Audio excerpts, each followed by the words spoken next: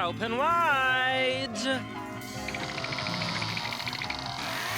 Rocko's Modern Life, 1993 to 1996, explored. Set in the fictional town of Otown, Rocko's Modern Life is the story of an Australian immigrant wallaby called Rocko, his other animal friends, Heifer and Filbert, as well as his dog Spunky. There are also other characters that add to the charm of this animated series, which is basically a satirical take on American life. Yet it's not just the slapstick humour, as hidden adult themes and concepts make it quite intense. The show is helmed by Joe Murray and stretches up to 4 seasons with 52 episodes, and today we are going to explore each one of them in a very short time. But before we proceed, let us remind you it's not a run-of-the-mill comedy, but something that will make you smirk. So without waiting any further, let's get down to business. If you like such content, your support means a lot for us. So do like the video and subscribe to our channel for more.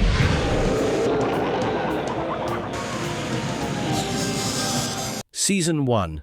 A sucker for the suck-o-matic and canned.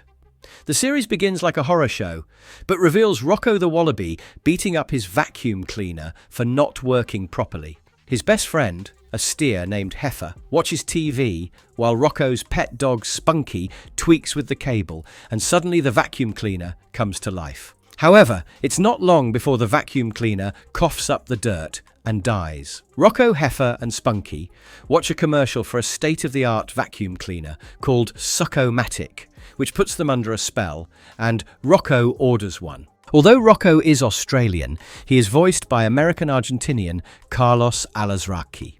The product is soon delivered, and the trio tries out the various functions of the gigantic vacuum cleaner. At first, it works well cleaning the house of dirt and grime, but it starts to lose control and turn into a monster, devouring everything in its path. Rocko tries to return the product for a refund, but the Suck-O-Matic sucks up the receipt. It also sucks up the manual, and when it tries to suck Rocko, Heifer and Spunky, it chokes up on something. Heifer examines the Suck-O-Matic and finds a barbecue-flavoured potato chip from 1973, but when he removes it, the Suck-O-Matic comes alive. It sucks up the trio, and eventually the entire neighbourhood gets replaced by Suck-O-Matics. At the same time, our trio watches the commercials from inside the bag. Even though this episode accounts for the series premiere, it is not the original pilot. In the next segment, Rocko is working at Super Lot O Comics, where Filbert complains about the comics, when Rocko is handed the pink slip by his manager, Mr. Dupet. An unemployed Rocko can no longer afford the basic amenities and looks for a job. However, all of them prove rather challenging or a complete failure until he finds one for Conglom O. But Ed Bighead turns out to be a manager at Conglom O. Ed is Rocko's next-door neighbour and detests him, so he tries to take advantage of the situation. Ed takes Rocko to the rejected products division and shows him the Nose Master 3000, which gives Rocko different nose styles. He puts it on himself, and as he lacks a nose, it turns Ed's eyes into noses. Next, Ed shows Rocko a gene-enhancing gum, and although Rocko enjoys it, the same cannot be said for Ed. Ed then takes Rocko to an arena where a bird sprays him with mad giraffe repellent, but the stampede doesn't affect Rocko and crushes Ed, who fires Rocko after having had enough. Finally, Rocko comes across a store called Kind of a Lot O Comics, where he gets hired. Filbert again appears as a patron, while Mr. Dupet arrives to get comics and a pack of gum. Rocko gives him the gene-enhancing chewing gum, and he faces the same fate as Ed as he drives away.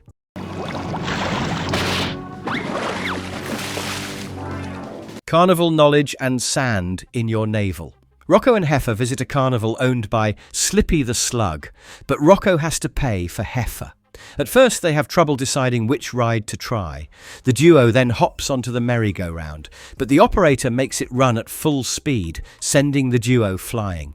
Next they try a Gammo chance machine, but instead of picking a toy, the crane claw steals Rocko's watch and Heifer's underpants. Clearly, Slippy the Slug is running a coup to rob the visitors of their money. The same happens when Rocko and Heifer ride a Ferris wheel, and they are dangled upside down, and their money drops out of their clothes. Rocko also tries to win a prize by knocking a stack of bottles with a ball. Rocko fails, even after multiple attempts, and gets furious. In his rage, Rocko takes an aggressive shot, which blows up the shack, but the bottles remain intact.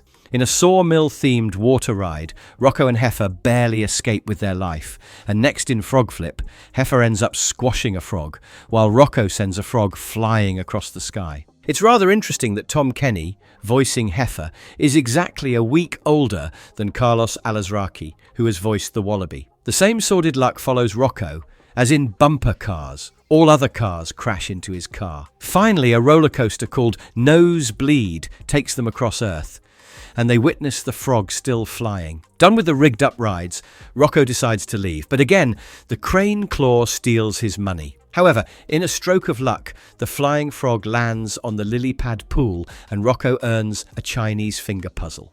Rocko and Heifer then leave the carnival, debating whether they had fun. The next story begins with Rocko and Spunky battling the summer heat. They decide to visit the beach to get some respite, but even finding a good parking location is a difficult task. Rocko finally finds one by Mr. Bighead, charging $100. They make it to the beach, which is very congested and polluted.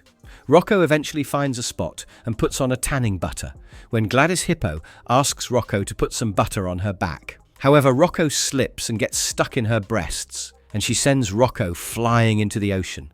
Rocko swims back with a buoy in his pants. Later, Rocko shows Spunky a pelican and explains how it catches fish to feed its babies. However, the pelican is actually selling the fish. As usual, Rocko and Spunky face some other misfortunes.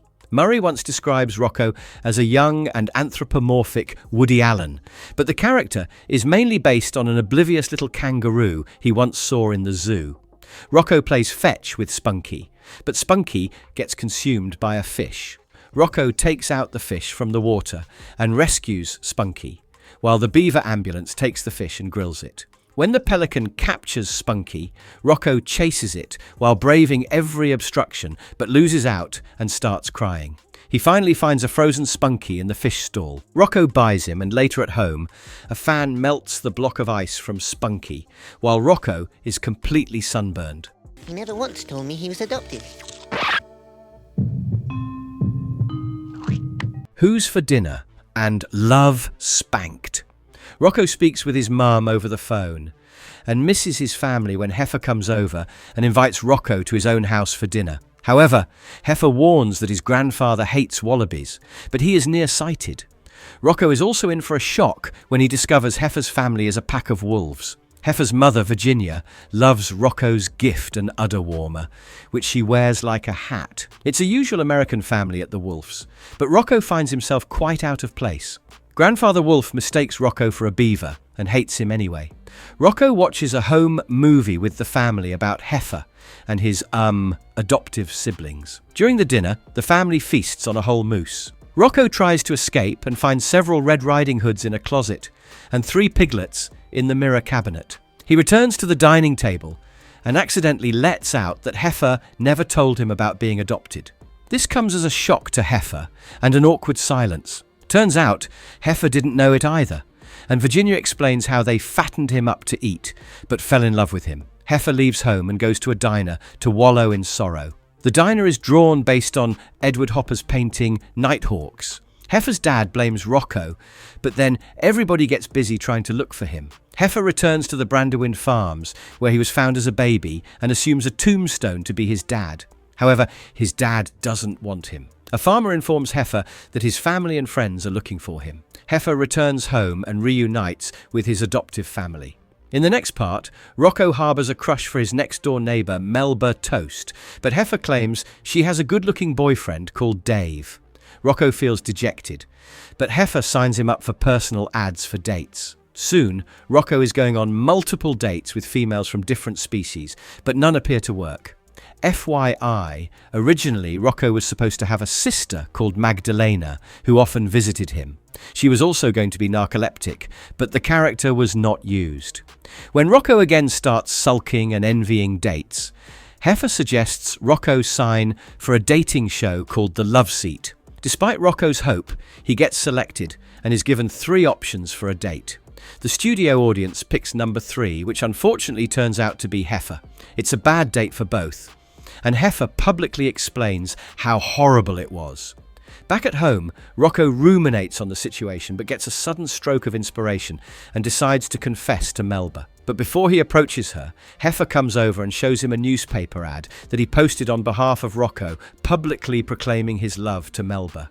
Rocko also finds that Melba has already left with Dave, and in anger, he asks the steer to leave for good, but quickly realizes his mistake and takes it back. However, Rocko is not totally off the mark as Heifer stops Rocko from going outside, since he decorated the outside with bold confessions for Melba.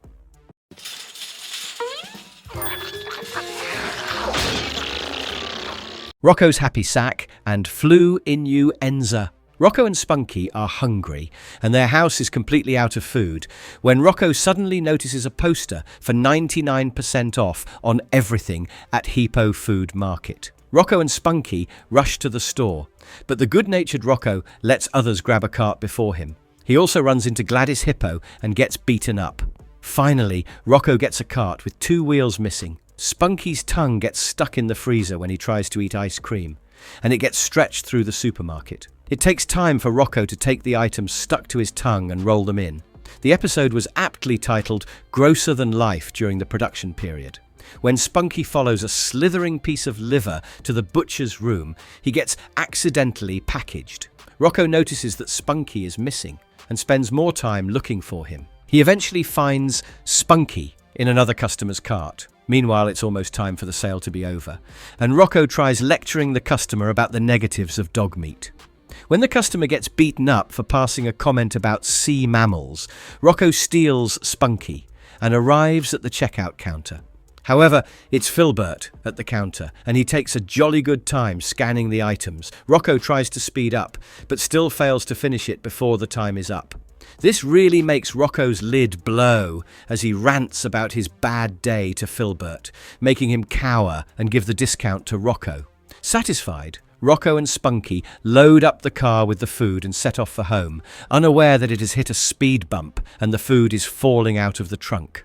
In the second story, Rocko plans on attending a wrestling event, but gets a cold and a red nose the next day. He calls Heifer for help, and the two visit a doctor. While Heifer hits it off with a cow nurse, Rocko gets checked by a crazy Dr. Bendover. The doctor runs a few odd tests, well, almost the same one, and gives Rocko a prescription. After the final test, Rocko looks a bit wobbly, and you can probably guess why. As he leaves, the nurse appears and chastises Dr. Bendover for escaping his bed. On another fun note, in the Portuguese and Korean dub, Rocko is voiced by a woman. Back at home, Rocko ingests the medicine and then learns it was not supposed to be taken orally. He starts feeling dizzy and pukes, after which a half-eaten pizza called Spew, a half-eaten hot dog called Wretch, and a slice of cheese called Hurl emerge from the toilet. The trio calls themselves the Enchanted Upchucks and tries various methods to cure Rocko. Ultimately, the trio creates a super hot and spicy sauce and drops it on Rocko's tongue.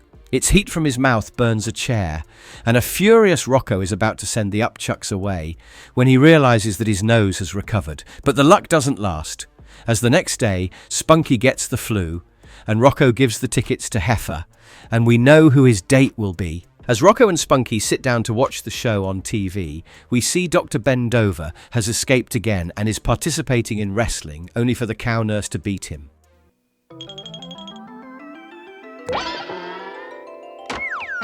Clean lovin' and unbalanced load. When Rocko starts to mop his household, Spunky falls in love with the mop. We must agree, it's a gorgeous mop. Spunky romances the mop. Imagining eating spaghetti with the mop is taken from Lady and the Tramp, 1995. The next morning, Rocko discovers Spunky and the mop in questionable condition inside the supply closet. Rocko tries different ways to separate Spunky and the mop. He even goes as far as putting it into the garbage disposal, but Spunky grabs it and Rocko has to save him. Spunky even tries to elope with the mop, but crashes. The innuendos are strong in this one. And the episode was also ranked number 85 among the top 100 greatest moments in Nicktoon history. Rocko gets exasperated until he watches a commercial of Dr. Katz, a pet psychologist, who promises to cure pets of their problematic romance. Rocko takes Spunky and the mop to the doctor, and after examining Spunky, Dr. Katz informs that Spunky is absolutely normal. He takes the mop and goes inside, and from the sound of it, makes out with it. Dr. Katz keeps the mop, leaving Spunky heartbroken. Spunky refuses to accompany Rocko for dinner, while Dr. Katz has a romantic dinner with the mop. On their way home, Spunky spots a beautiful poodle standing beside a fire hydrant. The scene closes on Spunky running to the poodle. However, the next day, we see Rocko, Spunky, and the hydrant watching TV together. The theme of cleaning up continues in the next one, when Rocko and Spunky wake up to discover they are surrounded by dirty laundry. The stench and ghost of unwashed clothes capture Spunky and Rocko, hose them with a fire extinguisher. Rocko packs the dirty laundry and gets his lucky shirt from the safe to get to the laundromat. First, the coin machine refuses to accept his dollar, and when Rocko tries to iron the dollar bill, it gets stuck on the wheel of a steamroller. Next, Rocko uses a scary washing machine with a warning label on it to clean his clothes, but Spunky is gulped inside. The machine spits out Spunky, but it also goes out of control, and Rocko has to chase it across the road while getting beaten up and dragged. Rocko and the machine return to the laundromat, and the clothes are finally washed. Thank God!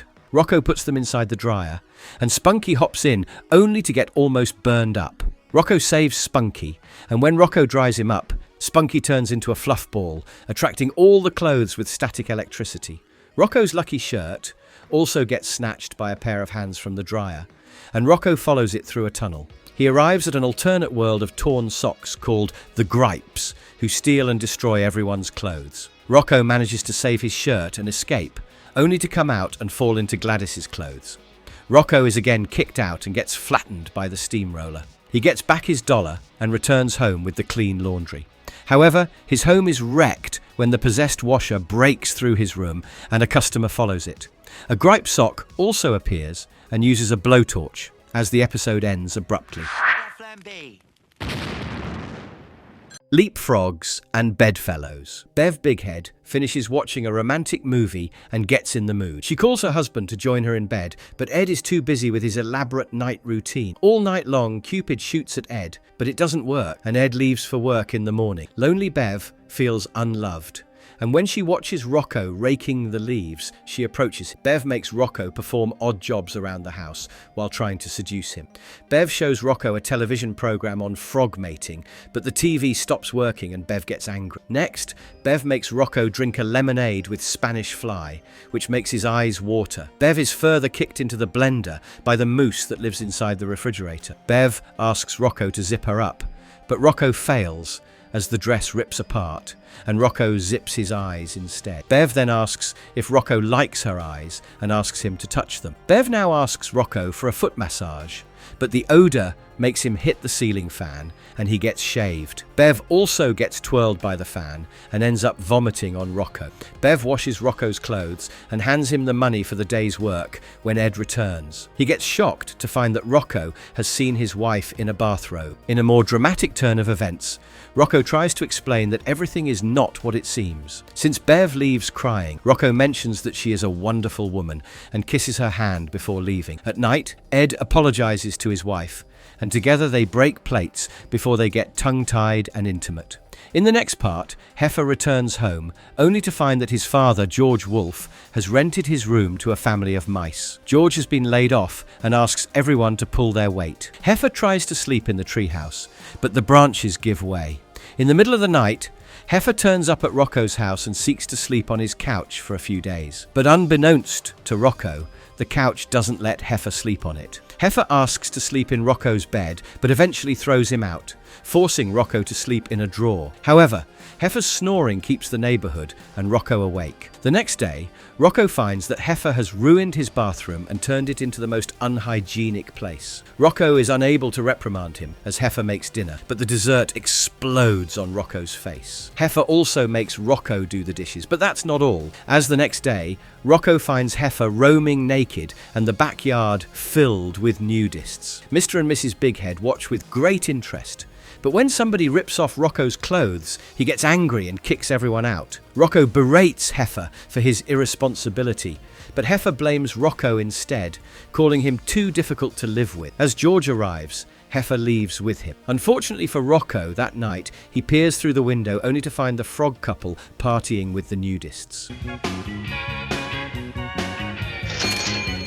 No pain, no gain, and who gives a buck? Rocko watches an exercise video and feels greatly out of shape. When Heifer walks in, he breaks the door and the floor. Rocko realizes it's high time they start working out, while Heifer offers him 2 passes to join a luxury guy called Flamble Flab.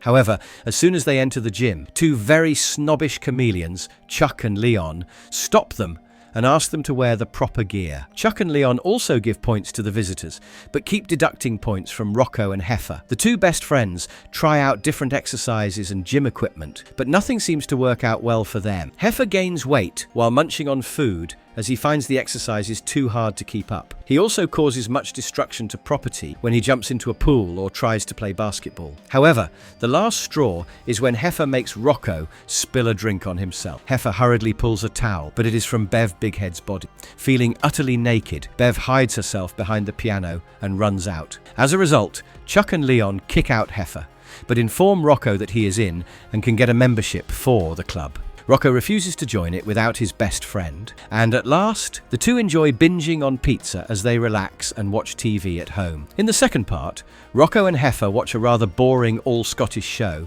in short, ASS, as he cannot afford any other cable channel. Heifer notices that Rocko's house is in dire condition when a lava lamp explodes, and Rocko admits having no money for renovation. However, Spunky needs a new dog bowl, and when Rocko receives the Conglomo credit card in the mail, Heifer suggests they go shopping.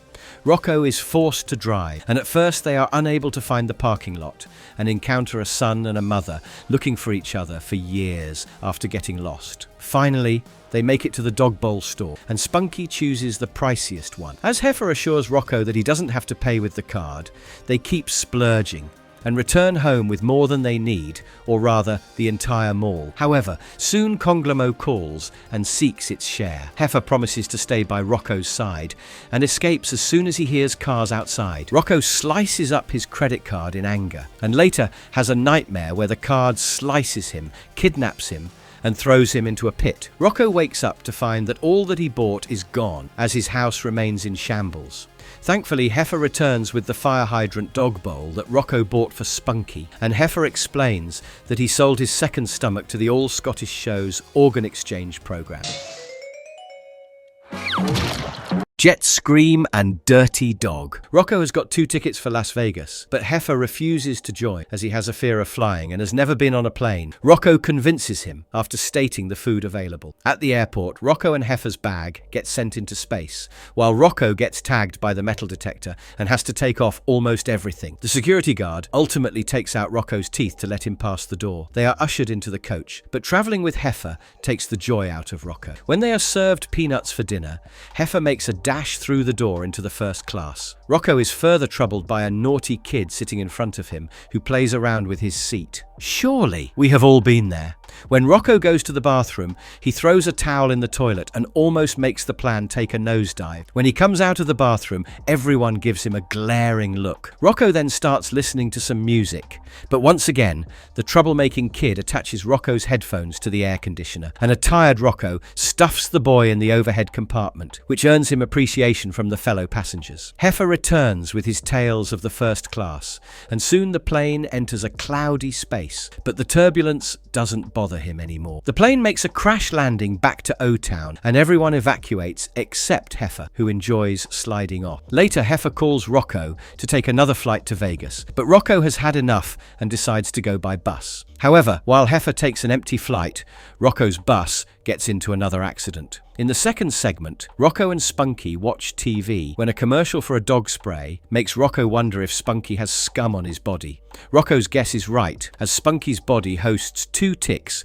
called Bloaty. Bloaty seeks Squirmy's help in impressing his boss, Mr. Ick, who will be coming over for dinner and might make Bloaty a vice president. Meanwhile, Rocko sprays Spunky and then takes him to the bathroom for deep cleaning. Back in Spunky's body, Squirmy burns off the food, but Mr. Ick arrives, and the hosts let Mr. Ick drink Spunky's juices. But when Rocko starts brushing Spunky, Mr. Ick gets shoved and hit on the head. Bloaty faces a tough time impressing his boss, as Spunky gets scared at the sound of the word bath and at the sight of water. As he jumps around, the scums get shoved. Ultimately, Mr. Ick announces that he has found the new VP, and it's going to be Squirmy. Bloaty gets furious and strangles Squirmy, while Rocko and Spunky finally land in the tub. Bloaty gets concerned for Squirmy as both get washed away, but both make it. However, this time Rocko feels an itch, and so does Bloaty, while an amoeba couple is shown to live in his body.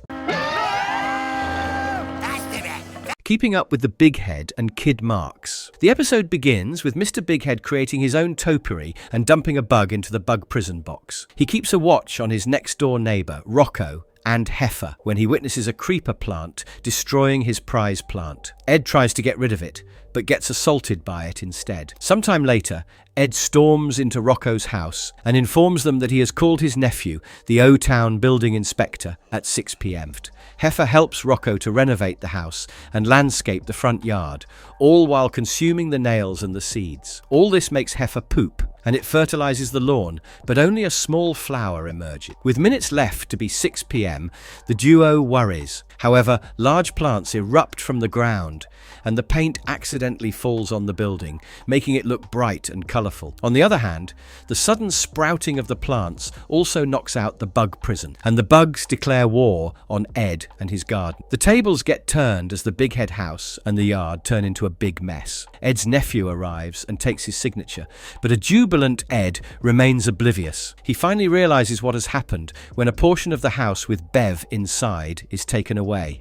Rocko and Heifer return to their house, hoping the renovations will stay, but the house falls apart. The next part begins with a news report of a police car chase, but Rocko finds out that it's his car that's being chased. A fugitive squirrel was inside the trunk, and he was caught by the police. However, the officer informs Rocko that his car is missing a gas cap, and he needs to visit the DMV to get his car back. Upon reaching the DMV office, Rocko and Spunky find a long line, and after tying up Spunky outside, Rocko waits in the queue. Once he reaches the end of the line, a neurotic turtle called Filbert sends Rocko for an eye test and warns him about the fat guy. Rocko goes through a series of misfortune as the eye doctor turns out to be quite a madman, and the way he checks out Rocko's eye reminds us of the old hernia tests. Next, a fat and strict cat orders Rocko to play the film on the rules of the road and again warns everyone about the fat guy. Rocko falls asleep while watching it and finds his diploma taped to his face. Finally, a fat elephant appears as the driving instructor, but trains Rocko with an imaginary car. However, even this leads to an accident when they hit a deer, which threatens to sue Rocko. The wallaby finally gets back his license, and the chameleon twins take his photo. The twins also inform that the elephant is not the fat guy, as Rocko witnesses a giant pig instructor crushing the learners. When it's time to get back his car, Filbert sends Rocko to get back the missing gas cap, and the police officers nudge the felon squirrel to return the part. They shake hands, and Rocko drives away with Spunky. Loser! The Good, the Bad, and the Wallaby and Trash-O Madness. Rocko receives a letter from his uncle Gib Houston, who owns a cattle ranch and wants Rocko to visit. Rocko remembers his last visit and how he got humiliated by a horse called Jezebel. This time, Rocko wants revenge and grabs a cowboy hat. Heifer comes over to his house and asks if he could join, but Rocko warns him about the ranch life. Upon reaching the cattle ranch, Gib mistakes Heifer for a cow. Rocko looks for Jezebel, only to find that she has died and been taxidermied. The next day, Gib tries to teach Rocko how to rope in cattle, and Heifer eagerly volunteers. Rocko fails after multiple attempts when a bovine strikes up a conversation with Heifer and informs him that Rocko is the oppressor and Heifer must abandon him to be a part of the herd. He even comments that Heifer isn't branded. Heifer pleads with Rocko to brand him, but Rocko refuses. Heifer brands himself with a marker and joins the herd. He enjoys clubbing, and when Rocko tries to enter the club, Heifer cuts ties with him, leaving Rocko heartbroken. Interestingly, the cartoon started as an unpublished comic book titled Travis, which was supposed to be Rocko's name. Another working title was The Rocko Show. The next morning, Heifer leaves with the cows on a truck for what he thinks is shopping, but soon learns that he is going to be sold. Rocko also learns about it from Gib and takes the dead horse statue to chase after the truck. After much heroism, and even taking a lift from a sheep, Rocko is able to stop the drivers and save Heifer. Gib gets impressed and decides to close the ranch and set up a resort for cows called Club Moo. While Rocko and Heifer ride back on sheep, Gib and the cows get into a song and dance sequence about Rocko.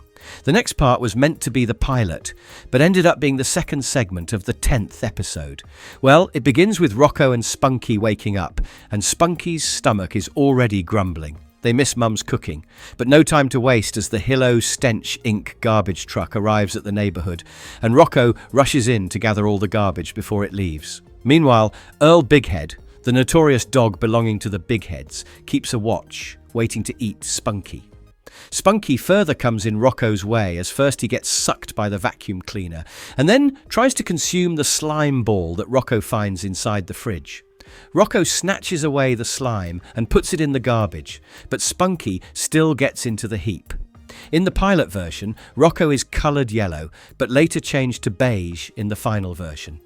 Rocko takes the heap of trash to the dishwasher and turns it into a Chinese takeout box.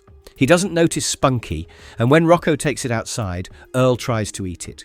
Rocko gets on the roof and uses a fishing rod to put it in the garbage truck, and finally notices Spunky. But as Rocko tries to get it back, Earl eats the box. Rocko pleads with Earl and uses various tactics to get Spunky out, and at last Earl complies, but he beats Rocko blue and black. Rocko tries to return Spunky to shape and pumps air into him. At night they take a bath together, but Rocko notices the slime in Spunky's mouth. It grows bigger and spews ink all over the house. You know what this means? No. Power trip and two heckin' back. The episode kicks off featuring one of the heroics of the really big man, RRBM. He has a sidekick, a koala boy called Jimmy, and his alter ego is a receptionist called Lois Lame at the Daily Orbit newspaper building. Obviously a parody of the Superman comics, but then RRBM inflicts more damage than he does good. Rocko is reading RRBM comics when his boss, Mr. Smitty, arrives and puts Rocko in charge while he is out. He also asks Rocko to get an assistant and warns him not to touch the green button. Rocko immediately dives into the task as he puts up a sign and then interviews several candidates for the position.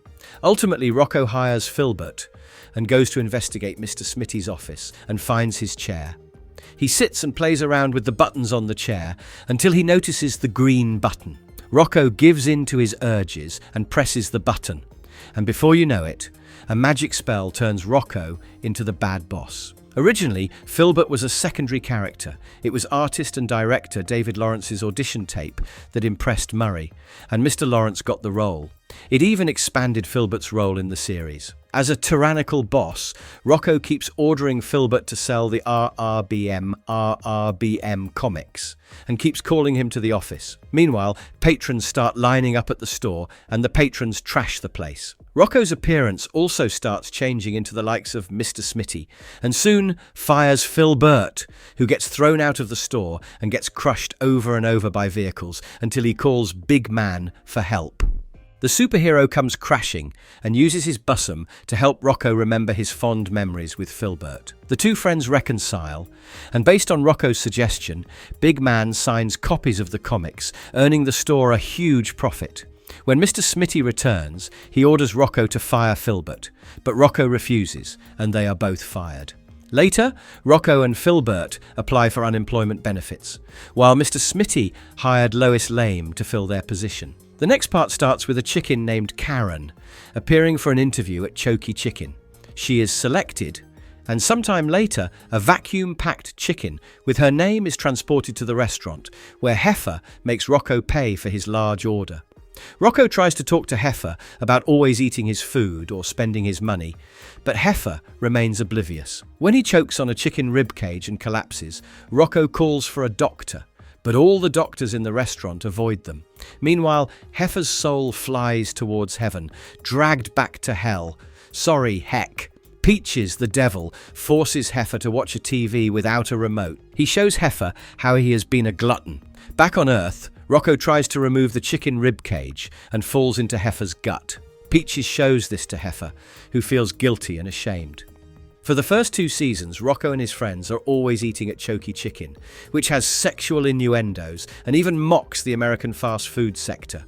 Peaches further shows his udder-shaped head, which has milk squirting from all nozzles. Heck, it's uncomfortable to watch as hell, but bad luck for Peaches as Rocko lights up Heifer's heart and Heifer is resurrected. He coughs up Rocko and the doctors in the restaurant throw them money. When Heifer again suggests eating at a restaurant, Rocko reveals himself to be Peaches in disguise. But it's only a dream, and Heifer wakes up, but his house and neighborhood turn into Peaches' head. Again, Heifer finds himself buried alive, but really his head is inside a pretzel box. Rocko comes to pick him up, and the story comes full circle as Karen meets them before going for an interview at Choky Chicken. Meanwhile, Peaches plays with a paddleball, missing the devil's number by a mark. Hey, Spike, can I have your autograph? Can I see your tickets, please? Spitballs and popcorn pandemonium.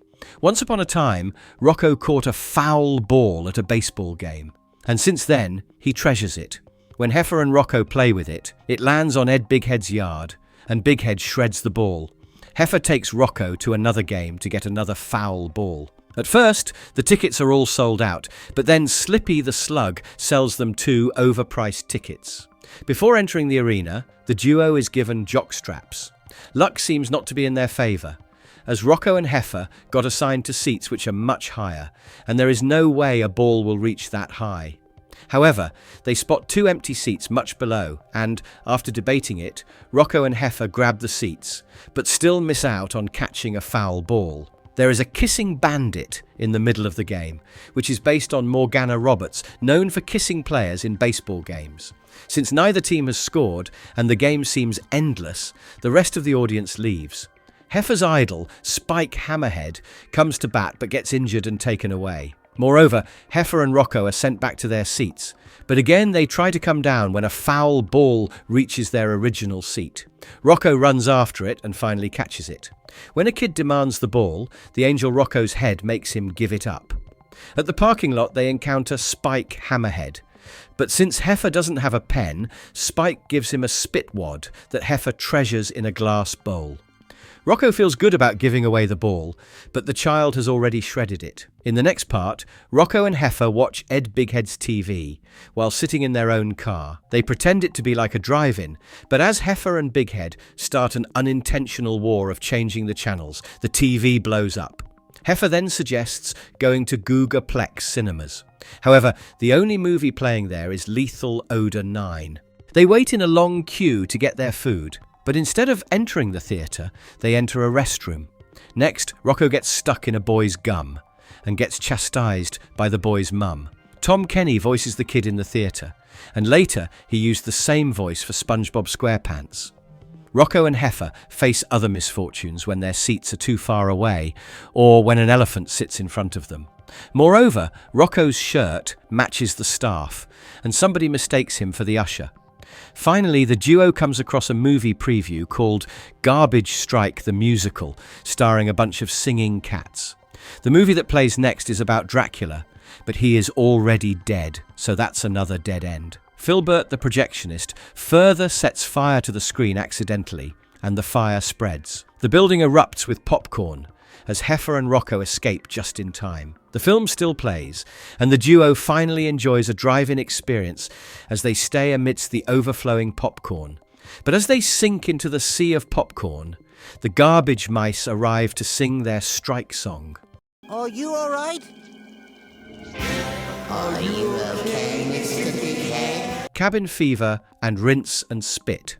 Rocko and Heifer set out for a vacation in a mountain cabin, only to find they have booked the same cabin as the Bigheads. However, it's January and Ed's booking is for July. Rocko and Heifer suggest all 4 of them spend the vacation together, but Ed is not too happy with the idea. As Rocko, Heifer and Bev play outside in the snow, Ed stays inside and gets annoyed. Ed tries to sabotage the fun, but all of them backfire on Ed. At night, Rocko Heifer, and Bev play a game of shadow puppets and ask Ed to join.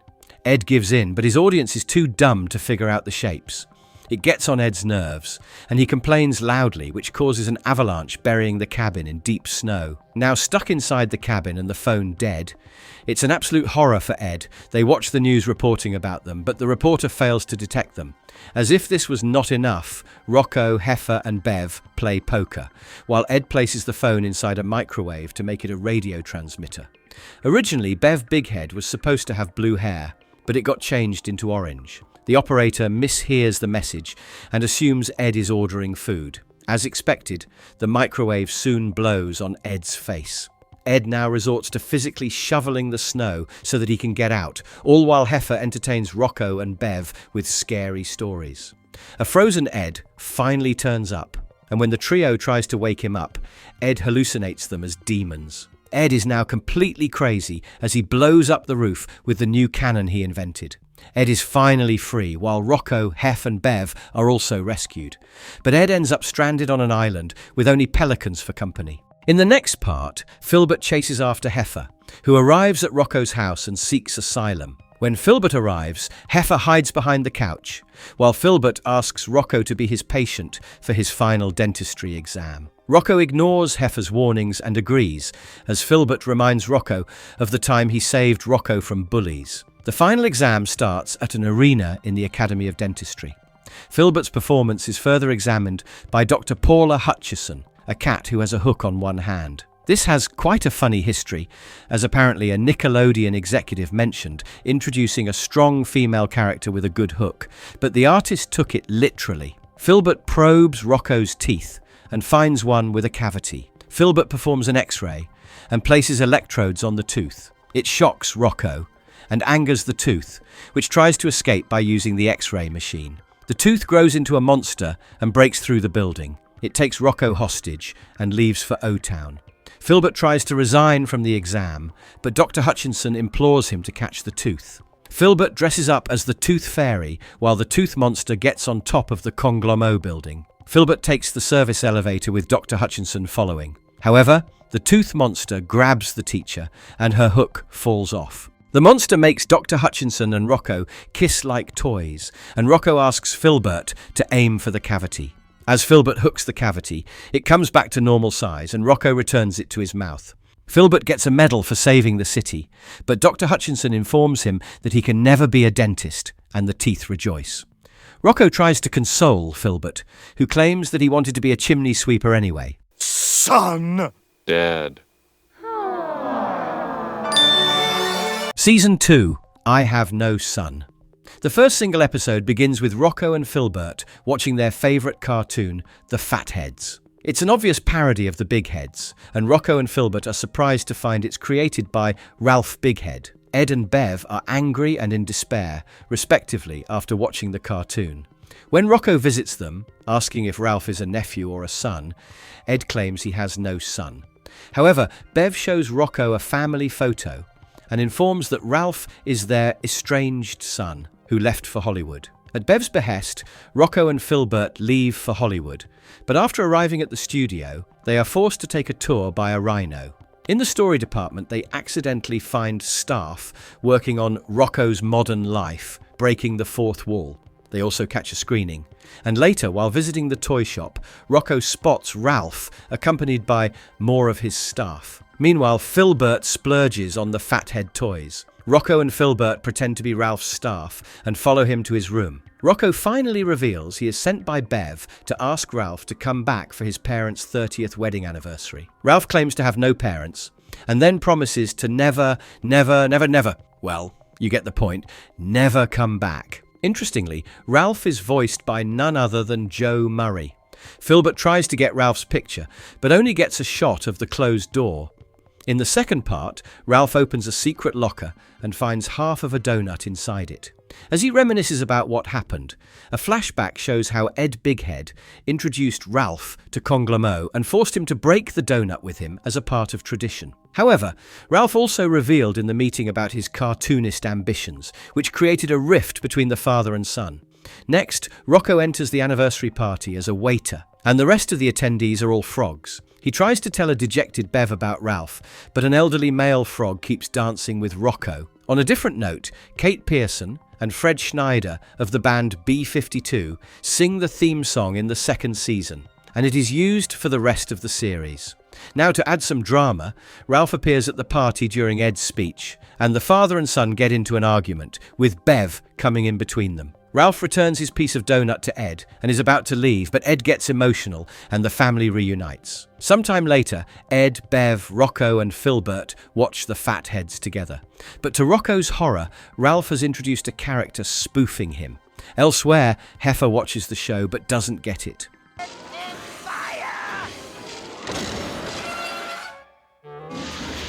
Pipe dreams and tickled Pinky. Heifer has clogged up Rocko's toilet, causing water to flood the bathroom. They call Dr. Phil the plumber, who demands $300 to get it fixed. Considering it to be too pricey, Heifer and Rocko take it upon themselves to unclog the toilet. Rocko uses the plunger to take out several objects from the toilet. It gets stuck on Heifer and rips it off the wall, exposing the pipes. Rocko then uses the snake-o-matic, but the blades wound up in various places, including Ed Bighead's toilet seat. They also use the tropical plumber, a set of fruits, singing and dancing about unclogging the toilet. They end up as Spunky's food, after which Rocko and Heifer use a highly complicated sucking machine which causes Rocko's lawn to explode. Rocko and Heifer finally discover a giant goldfish stuck in the underground pipe. Rocko recognized it as his old fish, Lolita, which he flushed, assuming it had died. Lolita has been stuck for 3.5 years and continues ranting all night, not allowing anyone to sleep. The next morning, the angry neighbors complain about Lolita and decide to grill the fish. But Dr. Phil arrives, and after much theatrics, he removes Lolita from the pipes and takes him to the Otown Oceanarium free of charge. Heifer and Rocko finally finish up their plumbing work, and the toilet finally flushes, but takes the rest of the house underground.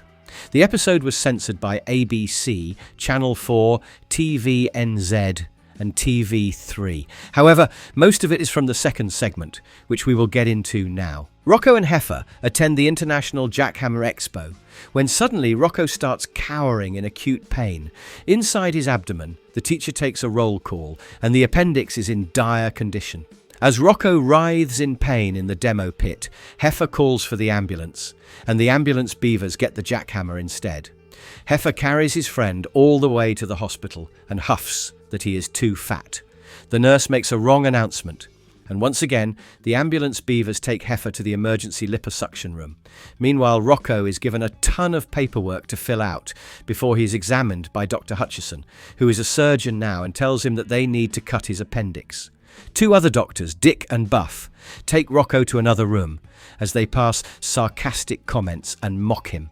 Rocko gets afraid of the surgery and faints. When he wakes up, Rocko finds a sad little appendix called Pinky sitting by his bed. Rocko tries to complete the appendix's bucket list of adventures, but it quickly gets on Rocko's nerves. Pinky finally says goodbye, and Rocko wakes up to find his appendix has been removed. As Rocko goes to bury Pinky, the soul of Pinky appears, along with Rocko's baby teeth and tonsils to leave for heaven. Heifer also turns up all thin, while his fat spirit also leaves for the clouds. Then he finally arrived. The lounge singer and she's the toad. The episode opens on Filbert's trailer home, where he secretly sings a song that entices everyone in the surrounding area. Rocko hears it and comes over, but Filbert is too shy to be singing publicly. Rocko encourages Filbert to be a professional singer, and Filbert confesses that he wanted to be a lounge singer. Rocko and Filbert go to the O-Room Lounger for Filbert to debut. Filbert becomes nervous, and Rocko advises him to picture the audience as naked. This doesn't work, and later, Filbert watches a TV commercial of Buddy Gecko introducing his cassette tape, Geckonetics. Buddy Gecko is actually based on the real singer Buddy Greco. Filbert gets one for himself, which boosts his confidence and empowers him to perform on stage. The singing voice for Filbert is provided by Tom Kenny instead of Mr. Lawrence.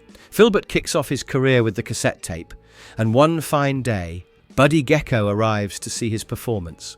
However, Buddy Gecko has mistakenly sat on the cassette tape and destroyed it. Filbert panics and imagines the crowd going mad and chasing him. In reality, Gecko gives Filbert the same advice as Rocko. When Filbert finds the audience is really naked, he regains confidence and performs, with Buddy Gecko joining him on stage. After the encore, Buddy invites Filbert to perform with him on a stadium tour, but Filbert refuses as he is not meant for the stage. Later at O-Room, Filbert performs in front of the Big Heads. The next part begins with Ed Bighead working at Conglom O, when Mr. Dupet informs him that Ed's presentation the next day could be the last if it ain't good enough. Ed panics, and Bev promises to help him, but Ed blows her off. However, when Bev gets an ultimatum call from Conglom O, she works tirelessly all night preparing the presentation. To her dismay, she finds Ed has become extremely sick, and so she dresses up Heifer and Filbert as Ed Bighead and sends them to the office to present the proposal.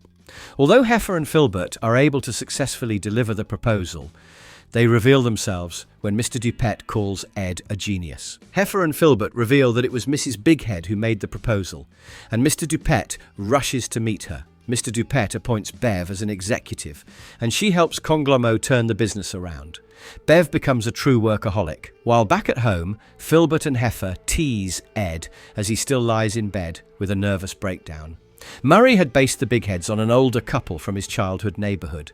In fact, the wife had a raspy voice and flirted with young men like Bev. Back at the office, Bev misses Ed's head, and the staff wear headgear like Ed to keep her happy. But seeing that the company is doing better, Bev resigns and takes the office building for a vacation along with Ed. The staff are left behind while Heifer and Filbert train them. We were looking for was in his ear all the time. Great! What does that mean? Down the hatch and road rash. The episode starts off with an advertisement for the Fathead's chewable vitamin pills, but also about Bloaty and Squirmy. Take a boat ride inside Spunky's stomach. Outside, Heifer finds the Fathead's chewable vitamin pills and feeds Spunky one as a reward. However, Rocko, who has not seen what has happened, warns Heifer not to give Spunky the pill, as once a cat exploded after eating it.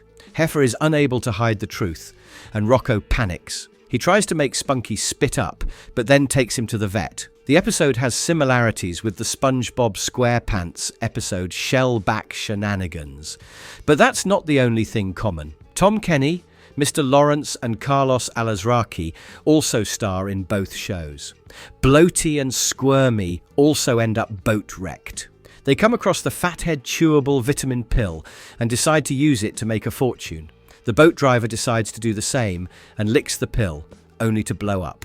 In the pet hospital, the doctor runs some tests on Spunky, while inside Spunky, Bloaty and Squirmy claim that the pill makes parasites immortal, and some parasites secretly break and eat it only to explode. Soon there is a mutiny as the parasite blames them for hogging the source of eternal youth. The mob devours the pill only to explode. Outside, the doctor is surprised to see bursts of smoke releasing from Spunky's ear and finds the vitamin in his ear. Once relieved, Rocko returns home with Spunky, while inside his body, Bloaty and Squirmy walk off together as they realize they are the only parasites alive. In the second part, Heifer goes through a clip of the world's biggest attractions, and a news report states that the Phlegm Rock will be demolished on Friday. Heifer suggests a road trip to see it, and Heifer uses a map to direct Rocko as they ride on a motorcycle with a sidecar. Heifer also puts bagpipe music for their journey.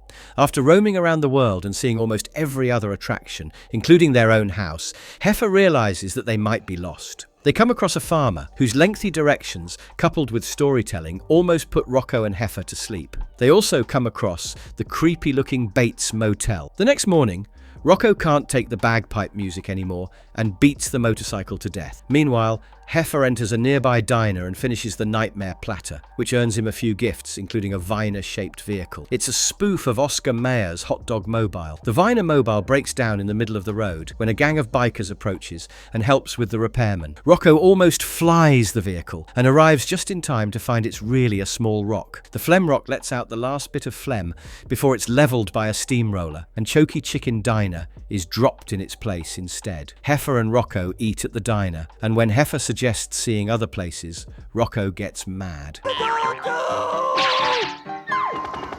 Boob-tubed and commuted sentence. Rocko, Heifer and Filbert go television shopping at the mall.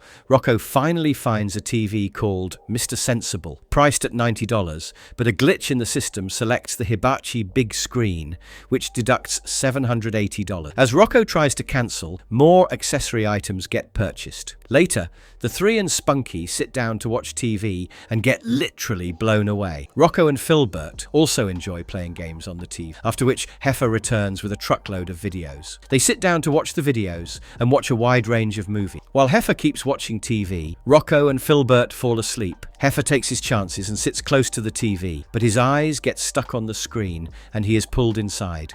The next morning, Rocko and Filbert find Hef in a trance and find Hef's head empty. Filbert explains that the TV has eaten up Heifer's brain and they must retrieve it. Rocko, Filbert and Spunky enter the TV and find an igloo called TV Central with a bug called TV Owner controlling the channels. He shows Rocko and Filbert the heap of brains and lets them search for heifers. Meanwhile, outside, a brainless heifer roams naked and flies like a chicken, shocking Mr. Bighead. Spunky finally spots the brain, and the trio comes out of the TV with it. The story ends with the TV ending up on the dumpster, and Filbert trying to entertain them with a cardboard cutout of a TV, while Heifer sits on ice to nurse his sunburned bum. In the next part, Rocko has trouble arriving at work on time. At first, it's traffic, but when he still makes it, the parking spaces are all occupied. Rocko finds an empty space, but Mr. Smitty parks there first. He advises Rocko to drive 5 blocks away and park in the high crime area. Rocko does as told, but as soon as he leaves, his car parts get stolen. Rocko rings in late in his office, and the unkind Mr. Smitty proceeds to berate him as well as teach him that time is money. The next day, Rocko finally gets a parking spot, but Heifer drops red sauce on the edge of the sidewalk, and Rocko's car gets towed to the impound. Later, the car calls Rocko to bail him out, but Rocko doesn't have the $4,700 to bail him out. He promises a car that he will come back and decides to take public transportation instead. Each day, Rocko tries out different commutes like taxi, bus, the subway, and even a bicycle, but faces different challenges, ending up late anyway. When Mr. Smitty finally fires Rocko, he suddenly gets a job to tow cars. Rocko gets his revenge by towing Mr. Smitty's car from the no parking zone. Eventually, Rocko tows out almost every car in the city to the impound and frees his own car. As the Eagle reporter reports, Rocko drives away on an empty road peacefully. Rocko's modern Christmas. Finally, it's a Christmas episode, and a truly heartwarming one. It starts off with Rocko lamenting about the lack of a Christmas spirit in Otown as the cloud struggles to make it snow. When a new neighbour moves to the opposite side of the road and hangs up Christmas decorations, Rocko decides to throw a Christmas party and calls his friends, who invite the rest of their family, friends and acquaintances. Rocko and Spunky also mail the invitations and prepare to go out when they notice a small elf across the street. The little elf hides from them but follows them to the mall. Rocko finds Filbert and Heifer selling Christmas trees and buys the one that actually looks like a tree. The little elf follows and enters the shoe store but gets picked on by a group of crocodile shoe salesmen. Rocko reproaches them and tricks them to find a shoe, while he escapes with the little elf and Spunky. After returning to their neighbourhood, Rocko meets the neighbours across the road and finds several elves working on toys. The elderly elf introduces Rocko to the others and tells him about the 3-legged elf, Mitch, who could make it snow but got lost in a blizzard. Rocko invites the elves, and as he reaches home, Filbert comes out after delivering the tree. Ed decides to ruin Rocko's party and tells Filbert that the elves will spread foot fungi. The rumour spreads and everyone avoids going to the party. When nobody turns up, Rocko gets dejected and tries calling his parents, but the lines are busy. The little elf comes over and asks him to read a book. Rocko and Spunky fall asleep after reading, and the little elf goes out. He remembers Rocko's kindness and sends a heart to the cloud that makes it snow. The next morning, only Rocko's house is surrounded by snow, and everyone arrives. Mitch also comes back and informs that he just went into seclusion due to a lack of Christmas cheer. He appreciates the little elf's effort. The rest apologize to Rocko, and everyone joins the party. Ed sulks alone at home, but the little elf turns up with his invitation and also hits him for starting the rumor. He is forced to join the party, and Rocko's parents also call back. The episode ends with everyone enjoying and throwing the trees outside the next day. Hut, sut, roar and kiss me, I'm foreign. It's time for some camping, and our boy Heifer got the refrigerator as a backpack, so they are not going to get hungry. All packed up, Rocko, Filbert and Heifer drive to the camping area, but it's more of a commercialized indoor nature called Nature-O-Rama. While Heifer and Filbert enjoy the ambience, Rocko wants a more real experience and takes to a nearby hillside. On their way, squirrels get inside Heifer's fridge, while Filbert fights an itch. After arriving near the big lake, Rocko decides to set up camp and sets the fire. Heifer struggles with the tent, which gets blown away and burned. Filbert goes to get some water, but finds fish making out in it. He returns without water, disgusted, while Heifer finds his refrigerator is emptied out by the squirrels. The canned food that Rocko brought also gets blown away, while Rocko's fish-o-matic appears to be a dud. The trio tries to return, but gets lost. At night, they lay by the fire, but mysterious creatures steal their belongings. The next morning, Rocko and his friends start seeing each other as food and try to eat each other. Suddenly, a forest ranger throws sticks for the shrews. As they try to eat, the shrews chase the trio out of the woods, and later, the three camp on Rocko's front lawn. The next story starts off with an advertisement for a product called Squirrel Away that removes squirrels from personal and unwanted spaces. For example, Heifer's refrigerator and Filbert's shell. Next, we see Filbert dropping off his girlfriend, Dr. Hutchison, at her workplace. On the other hand, Rocko's life hits rock bottom when a Department O immigration official informs Rocko that he is to be deported, as the DOI official mistakes Rocko for Rocky. Filbert, Heifer and the big heads throw him a being deported party. Ed is obviously happy, while Rocko's friends are obviously clueless. The DOI official returns to say Rocko will be deported immediately, but Heifer stops him. He says that Rocko will be married to his girlfriend Filberta. Filbert joins in and pretends to be a girl and calls himself Ophelia. He breaks up with Dr. Hutchison the next day. At the wedding, the judge takes quite a liking to Filbert's voice. However, Filbert becomes a very doting wife and takes his job a little too seriously, annoying Rocko. However, with the DOI official popping up everywhere, Rocko has to pretend to be a loving husband. Meanwhile, Filbert and Dr. Hutchison avoid each other, and at last, Filbert gets upset and starts behaving rudely with Rocko. The two get into a cold fight, but have to stop when Rocko gets a green card again. Filbert and Rocko reconcile, while Filbert also gets back with Paula, the DOI official, and the marriage registrar also fall in love and get married. Cruising. The episode begins with Rocko and Heifer driving Grandpa Hiram Wolf to a senior citizen singles cruise. When Hiram and Heifer enter the ship's toilet, they miss debarking the ship. As Rocko and Heifer get stuck wheeling around Grandpa, they try to blend in but eventually get caught. The captain lets them off the hook and makes them scrub the decks. Rocko and Heifer also toss a coin to divide Grandpa's duties and the chores. Heifer wins and goes off to do the chores, which means brushing the old passengers' dentures, cleaning and scrubbing the ship. Meanwhile, Rocko has a hard time spending time with Hiram. Rocko gets run over by wheelchairs and plays checkers with Hiram to understand him better. Hiram even calls the girls in the hot tub to flirt, but they go for Rocko, which further upsets Grandpa. Heifer also suffers as he accidentally knocks a row of senior walkers and the seniors chase him around. Later at the ballroom, Rocko notices Hiram staring at a female wolf, and Hiram explains it's his old crush, Winifred. On the other hand, Heifer gets stuck in the middle of a food fight as he serves as a waiter. Sometime later, Hiram comes across Winifred and talks to her, but she leaves because Hiram has not changed. When Rocko asks Hiram how the conversation went, he gets whacked by him. Rocko gets upset and hopes never to get old. When another senior citizen explains the pains of the elderly to Rocko, this makes Rocko tear up and when he sees a flock of ducks in the ocean, he rushes up to the bridge and steers the ship to another dimension, the Bermuda Triangle. Moving on, the cruise travels through surreal plains, and a clock transforms Rocko and Heifer into senior citizens, while the old ones are turned young. A young Hiram tries to persuade a young Winifred again, but she rejects him for his self-serving attitude. However, when an oceanic turbulence causes Rocko and his wheelchair to fall into the ocean, Hiram dives in like a hero and saves Rocko. Hiram gets slammed by the waves, knocking him unconscious, and a shark approaches him.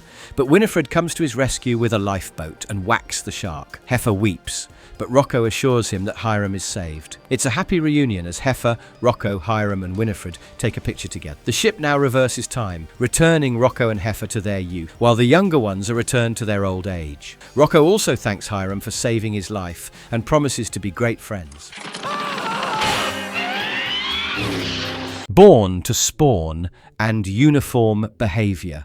When a few planets align, Filbert wakes up in terror and breaks into hives. When Filbert arrives at Rocko's house, he is surprised to find that Rocko and Heifer have prepared a birthday cake for his 21st birthday. Filbert panics and claws out the teriyaki sauce cake to look like the Kerplopit Island, where he was born. This is a parody of the Galapagos Islands. Filbert explains that every turtle must return to their birthplace once they are adults, and asks his friends not to let him leave the house. When Filbert gets a call, he tries to leave with a false excuse, but Rocko has locked the door and kept the keys. Filbert disguises himself as Rocko and gets the keys from Heifer, but they stop Filbert from leaving.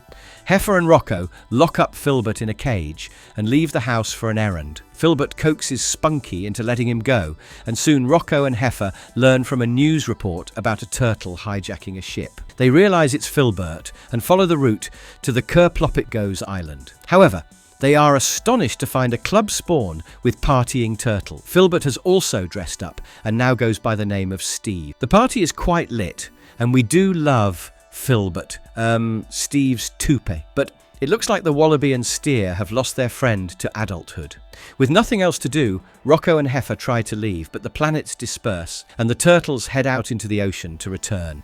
Filbert joins his friend and, later, confesses to enjoying his adulthood. However, as several fast food restaurants align, it's Heifer's time to go crazy. In the next segment, Heifer collides with a choky chicken and wrecks his dad's car. As punishment, George Wolfe asks Hef to pay for the repairs. Heifer looks for a job and comes across the post of a security guard at Conglom O. Heifer quickly applies for it, and in his dream, the 7 Udders of Justice appear, who present him with motivation and a uniform. When Heifer wears the uniform, something changes in him, as he becomes a jerk. He even harasses his friends. When Heifer's night shift begins, he spends most of the time watching the monitors in his office and playing around. At midnight, the dark, empty corridors start looking spooky, and Heifer catches Ed Bighead in the supply room taking a few bulbs for his home. Heifer demands his ID and kicks Ed out of the office, which kind of serves him right. Heifer finds a tricycle and continues his patrol on it when he comes across an identical twin employee ghost, who reminds us of The Shining. In the cafeteria, a ghost bartender sells him a soda for a soul. As Heifer takes a sip, he sees several ghosts in the cafeteria, some representing his friends. Heifer freaks out and leaves the building in panic. He strips off the uniform and runs naked, only to be taken into custody for public nudity. Rocko visits Heifer's cell and admonishes him, but Heifer barely takes responsibility. Rocko proceeds to bail him, but when Heifer asks for a loan, Rocko asks the guard to let him remain in jail till he has learnt his lesson. Hair licked and gutter balls. Rocko fixes a copy machine at Kind of a Lotto Comics, and Mr. Smitty is unable to harass him. When Rocko asks for a raise, he promises to make Rocko Employee of the Month and get his picture in the newspaper instead. At home, Rocko goes through his photo album and is unable to find a good one when Filbert calls and offers to click a picture of Rocko, and he agrees. However, the next day, Rocko wakes up with bad hair, and Heifer works his magic, ruining it more, but then takes Rocko to the Chameleon twins. The twins try out different hairstyles on Rocko, ultimately giving him a look like Heifer. Rocko and Heifer visit Filbert's trailer just as some ladies leave. Filbert takes several good pictures of Rocko, only to realise he has not inserted the film in the camera. But when he does so, Heifer drops the fan on Rocko's head, ruining the picture.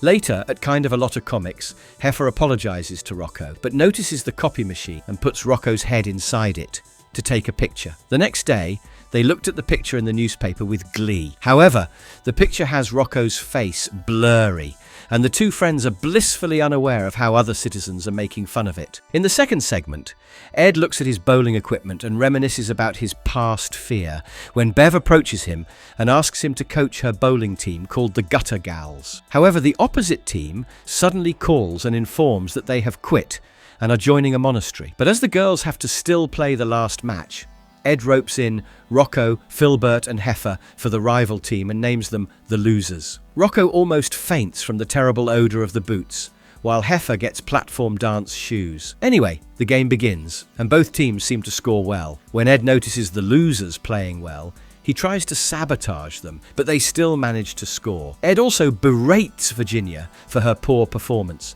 and Heifer comes to his mum's defense. When Ed rebukes the steer, Virginia stands up for her son as well and leaves the game. Bev and Tammy also get upset at Ed and leave. As only a single chance is left to win, Ed disguises himself as Bev and goes to play, but has the wrong hair colour. Before bowling, Ed remembers the previous fiasco, where he destroyed Bowlorama with one shot. Ed overcomes it and bowls, winning the tournament. However, the commentator notices Bev and gives the trophy to the Losers.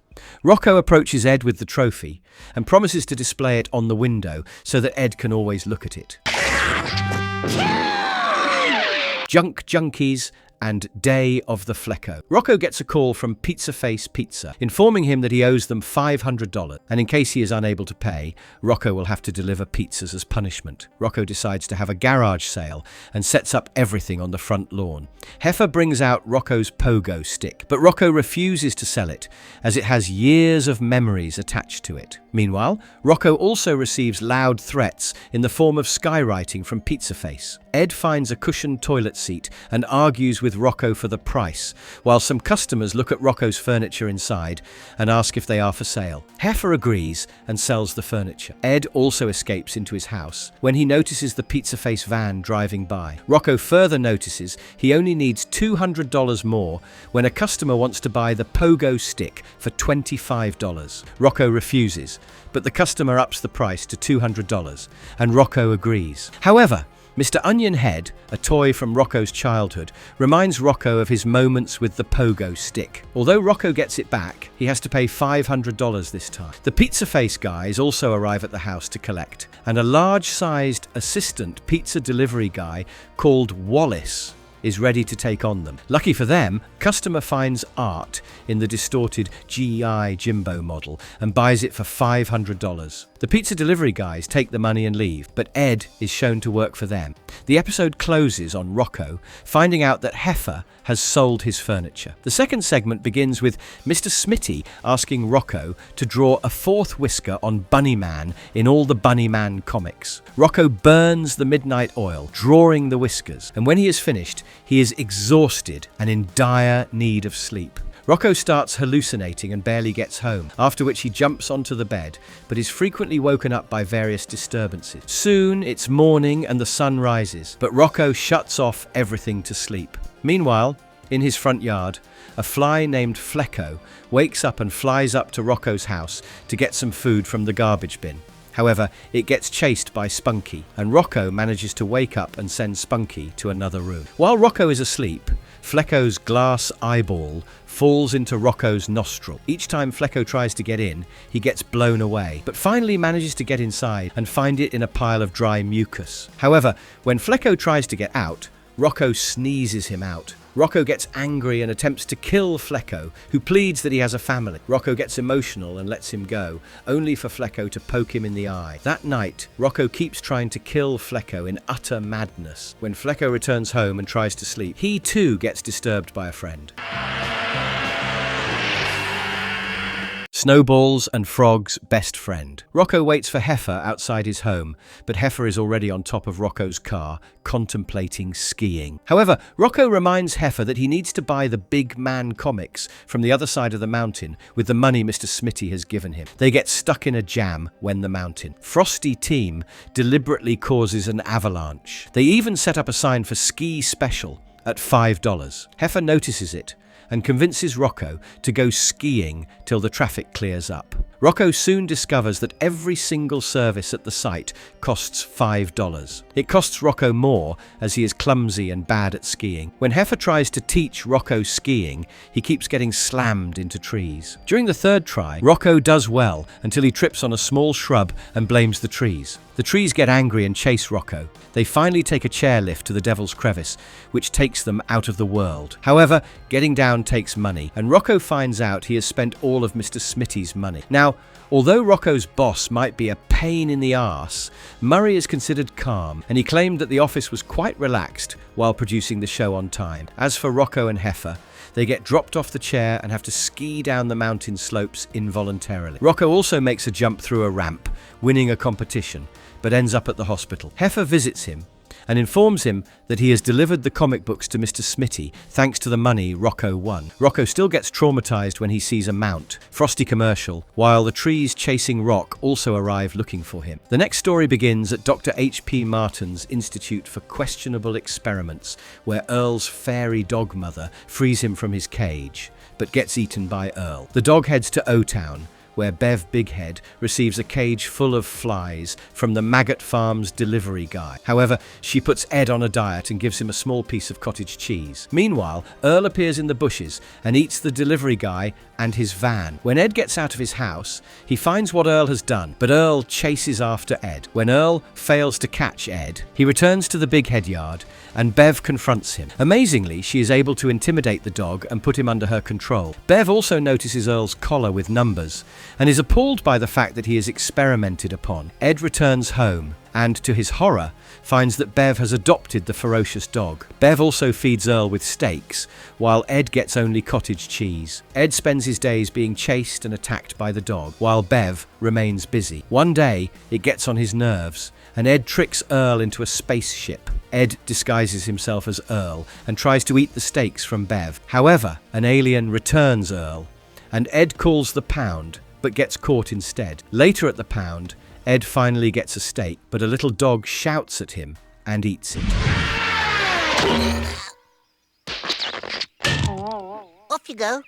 Short story and eyes capades. The episode begins with a story of the really big man killing a giant heart by clogging up the arteries with 2 pigs. It's actually the story that Rocko is reading, and he feels that being big is really advantageous. Soon, an alligator shows up asking for a comic, and Rocko has to climb up to get it. The customer again changes his mind and takes Rocko's box of books in exchange, on which Rocko used to stand. Rocko starts to feel humiliated and small because of his short height, and it's revealed that Rocko sits on an inflated booster cushion while driving his car. When the cushion suddenly pops, Rocko is unable to see and hits the zoo's front gate. As he faints, Rocko finds himself turned extremely small. In the fantasy land, everyone is taller than him, and Mr. Smitty is a centipede. A rat fairy called Tyrone appears and makes Rocko really big. Spunky gets scared as Rocko gets big, and Rocko puts him inside his pocket. The giant-sized Rocko accidentally knocks over things and rampages through the city. The big man thwarts him, but Rocko doesn't want to fight. And the big man recognizes Rocko. Big man reminds Rocko of the times he has been a truly big person by doing good deeds. References are made to several previous episodes. Big man also points out that Spunky is almost drowning in the sewer. Tyrone appears and helps Rocko become small, and Rocko gets hold of Spunky but gets stuck in a whirlpool. Rocko wakes up with a concussion and finds out that he was just dreaming. The big man, Mr. Smitty, the alligator, and even Joe Murray himself appear at Rocko's bedside for moral support. In the next part, a commercial features Big Biff Bender House, introducing a jackhammer competition, and Rocko wants to participate. However, with Rocko tripping and feeding Spunky fertilizers, Heifer realizes that Rocko has trouble seeing. At first, Rocko denies having any problems, but during training, Rocko almost hits Spunky, and Heifer saves him. Rocko agrees to get his eyes checked, and Heifer takes him to the optometrist, who runs several checks on Rocko. Needless to say, the tests are rather unorthodox. The optometrist jokes that Rocko will need an eye transplant, but prescribes him glasses. Heifer and Rocko then visit the Chameleon brothers, who try on different styles of specs on Rocko until Rocko demands the insurance ones.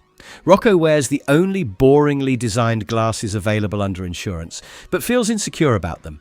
Heifer suggests Rocko gets some motivation from Childbirth, but Childbirth starts pointing out the downsides and gets depressed instead.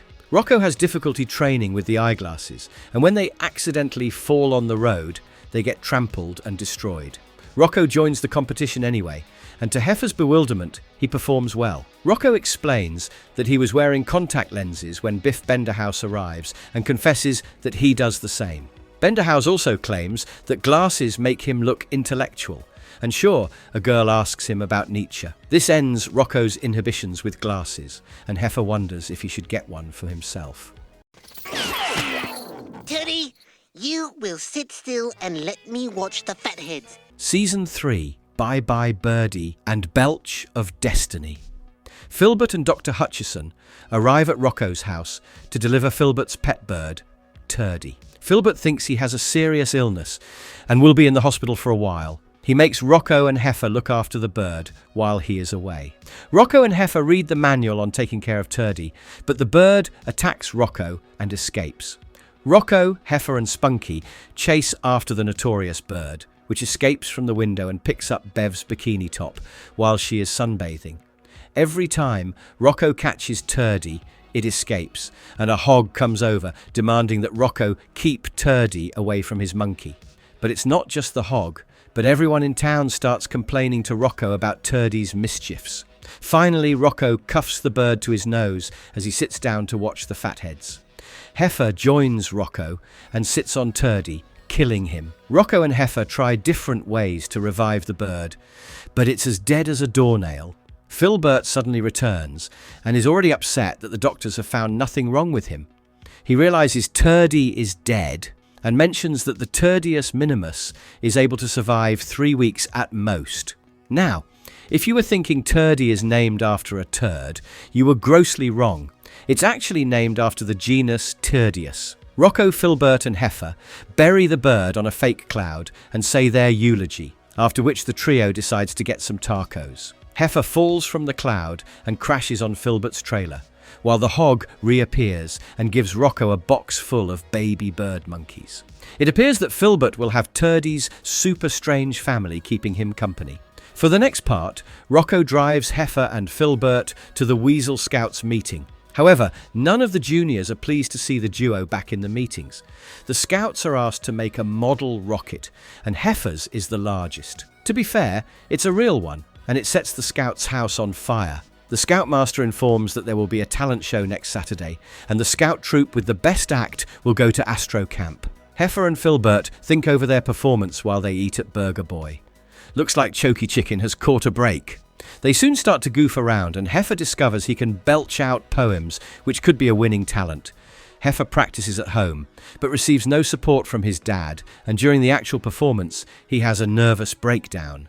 Heifer reads the poem wrong, but somehow manages to display his belching talents, blowing off the audience, quite literally. George doesn't approve, and Hef sulks in his room, refusing to go to Astro Camp. According to Joe Murray, this is one of his personal favourites, as it supports the let kids be kids theory, and also the fact that he found it absolutely hilarious. Moving on, the kids at Astro Camp miss Heifer and his antics. They return to the wolf's house and ask Heifer to come out. Virginia also reminds George about his own eccentricity, and George apologises to his son. He makes armpit noises to make Heifer laugh, and Hef rejoins the Scout. Good to others with a good taste. The Emperor's new Joe and Schnitt heads. As Rocko works at the comic book store, he notices a trail of people going somewhere. He follows and ends up at the Chameleon Brothers' jazz-themed coffee shop called Cafe Chameleon. However, the coffee sucks, and Rocko is disgusted to say the least. Chuck and Leon wouldn't have it, so they take Rocko to the back of the cafe to tell him a story. This is the first episode that has the Chameleon twins as the focal characters. Chuck and Leon tell them about a country called Balzac. The characters in the story are played by Rocko and the people he knows. Balzac is ruled by a fashion-crazy tyrant, Tsar, played by Heifer. The chameleon brothers are his servants and give him a unique hairstyle. The Tsar's eccentricities include making the citizens do the same hairstyle as his or dress up the same way. The citizens quickly grow tired of that. Meanwhile, the Tsar notices an ad about coffee and wants his citizens to drink that. The chameleons remind the Tsar that coffee is not available in Balzac, and so they are sent to the dungeon. Luck is in their favour as the bros notice a prisoner, Childbirth, washing dirty socks and drinking the sludge as coffee. Upon their release, the chameleons feed the same to the Tsar, who pretends to like it. After making the citizens drink the dirty sock coffee, the two escape to America and recreate the coffee. Rocko still stands his ground, and so he is thrown out and asked to eat the cheesecake the next day. When another customer complains of not getting the cheesecake, the brothers proceed to tell him the same sob story once again. In the second segment, when Heifer orders a big meal at the Schnitzel Hut, the manager offers him a sausage as an invitation to a bratwurst party. Heifer eats dinner at Rocko's place and asks if Rocko would join. Rocko, being a responsible one, refuses. While at the party, Heifer is amazed by the various sausages, and in no time, the manager hypnotizes him into joining his cult to spread the word of sausage. The next day, the sausage cult leader takes Heifer to the Channel 98 building, where everyone spreads the word about sausage to the people of Otown. Heifer joins in and puts on a sausage puppet show, which is seen by Rocko and Virginia on TV. Virginia calls Rocko and tells him that Heifer hasn't returned home. Heifer's name is based on the word heifer, which means a cow that hasn't given birth, but he is actually a bull. Heifer works at a sausage factory where sausage is the only thing they eat. Pretty soon, Heifer gets tired of it and orders pizza, to the horror of the other members. When Rocko goes to visit Heifer, another member sends him away. Rocko regrets not being able to help Heifer, and Childbirth decides to help him. They ride a sausage mobile to enter the building, and pretending to be the malevolent bratwurst, they demand Heifer back, but are soon discovered, and the three friends are eventually tied to poles, when the Viner King appears and packs the cult members into his suit before dropping them off on a deserted island. Viner King saves Rocko, Childbirth and Heifer, revealing himself to be RRBM. As the superhero flies away, Heifer may have learnt his lesson. Or did he? It's inflatable. Cool! Sugar Frosted Frights and Ed is Dead, a thriller. This episode is all about horror, and the first one begins on a Halloween night, with a narrator telling the story of Whooping Hessian, a one-legged ghost that rises from his tomb to look for his missing leg every Halloween. Rocko has also dressed up as the RRBM, and Heifer has made a glow-in-the-dark tattoo of a scary pumpkin on his belly. They arrive at Childbirth's trailer, where he has hidden himself under a sheet and tells his friends to leave. Childbirth tells them about his crazy Aunt Gretchen, who told him candies were poisoned, and even one piece would make Hopping Hessian chase him. Childbirth's friends ignore him and take him trick-or-treating. However, when Childbirth eats a candy for the first time, it puts him under a spell. Childbirth goes crazy and starts consuming sugar voraciously. He runs into the dark woods with Rocko and Heifer pursuing him. Rocko and Heifer find Childbirth chomping on a grave marker. Childbirth faints, and when he wakes up, he promises never to eat candy again. However, as they approach the photo house bridge, they notice Hopping Hessian rise from his grave and chase after them. The ghost catches up to them, and the last thing we see is Childbirth's broken glasses on the river. 1 year later, on Halloween night, Childbirth visits Rocko's house, but finds Rocko, Heifer, Hessian, and his missing leg, Gordon, watching their pictures from the previous year. We have seen Gordon as an ancillary character in previous episodes. Hessian claims that he was only scaring them for fun, but when Childbirth asks them who took the photos, everyone looks scared. The second story is about Rocko being a nosy neighbour. He notices Bev and Ed shaping the bushes on their front lawn, but witnesses them arguing, with Bev threatening Ed. When Rocko and Spunky play ball, the toy gets into the big head's lawn and Bev catches Rocko looking for it. Bev almost chokes Rocko as she argues with Ed. Later, Rocko looks through the window and notices the silhouette of Bev slicing up the silhouette of Ed Bighead's head.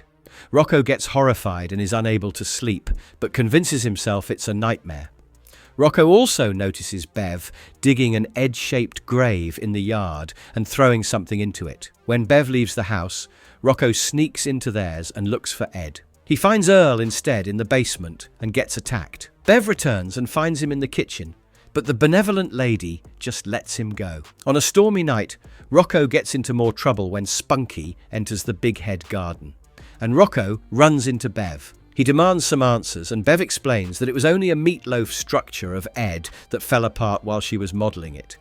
Bev explains every suspicious thing, but refuses to answer where Ed is. Just then, Ed returns, and it's revealed that he went to remove a butt wart. Rocko assures Ed that his secret is safe with him, but Ed believes that Rocko is probably thinking about tonsils. That night, Rocko and Spunky catch the big heads making out by the window.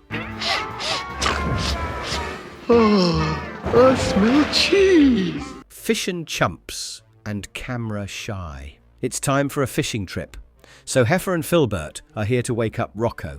However, using a fishing rod to pull in his bed might be stretching things far. The sea captain, Crappy Jack, helps the trio to their boat, but they end up on the wrong boat.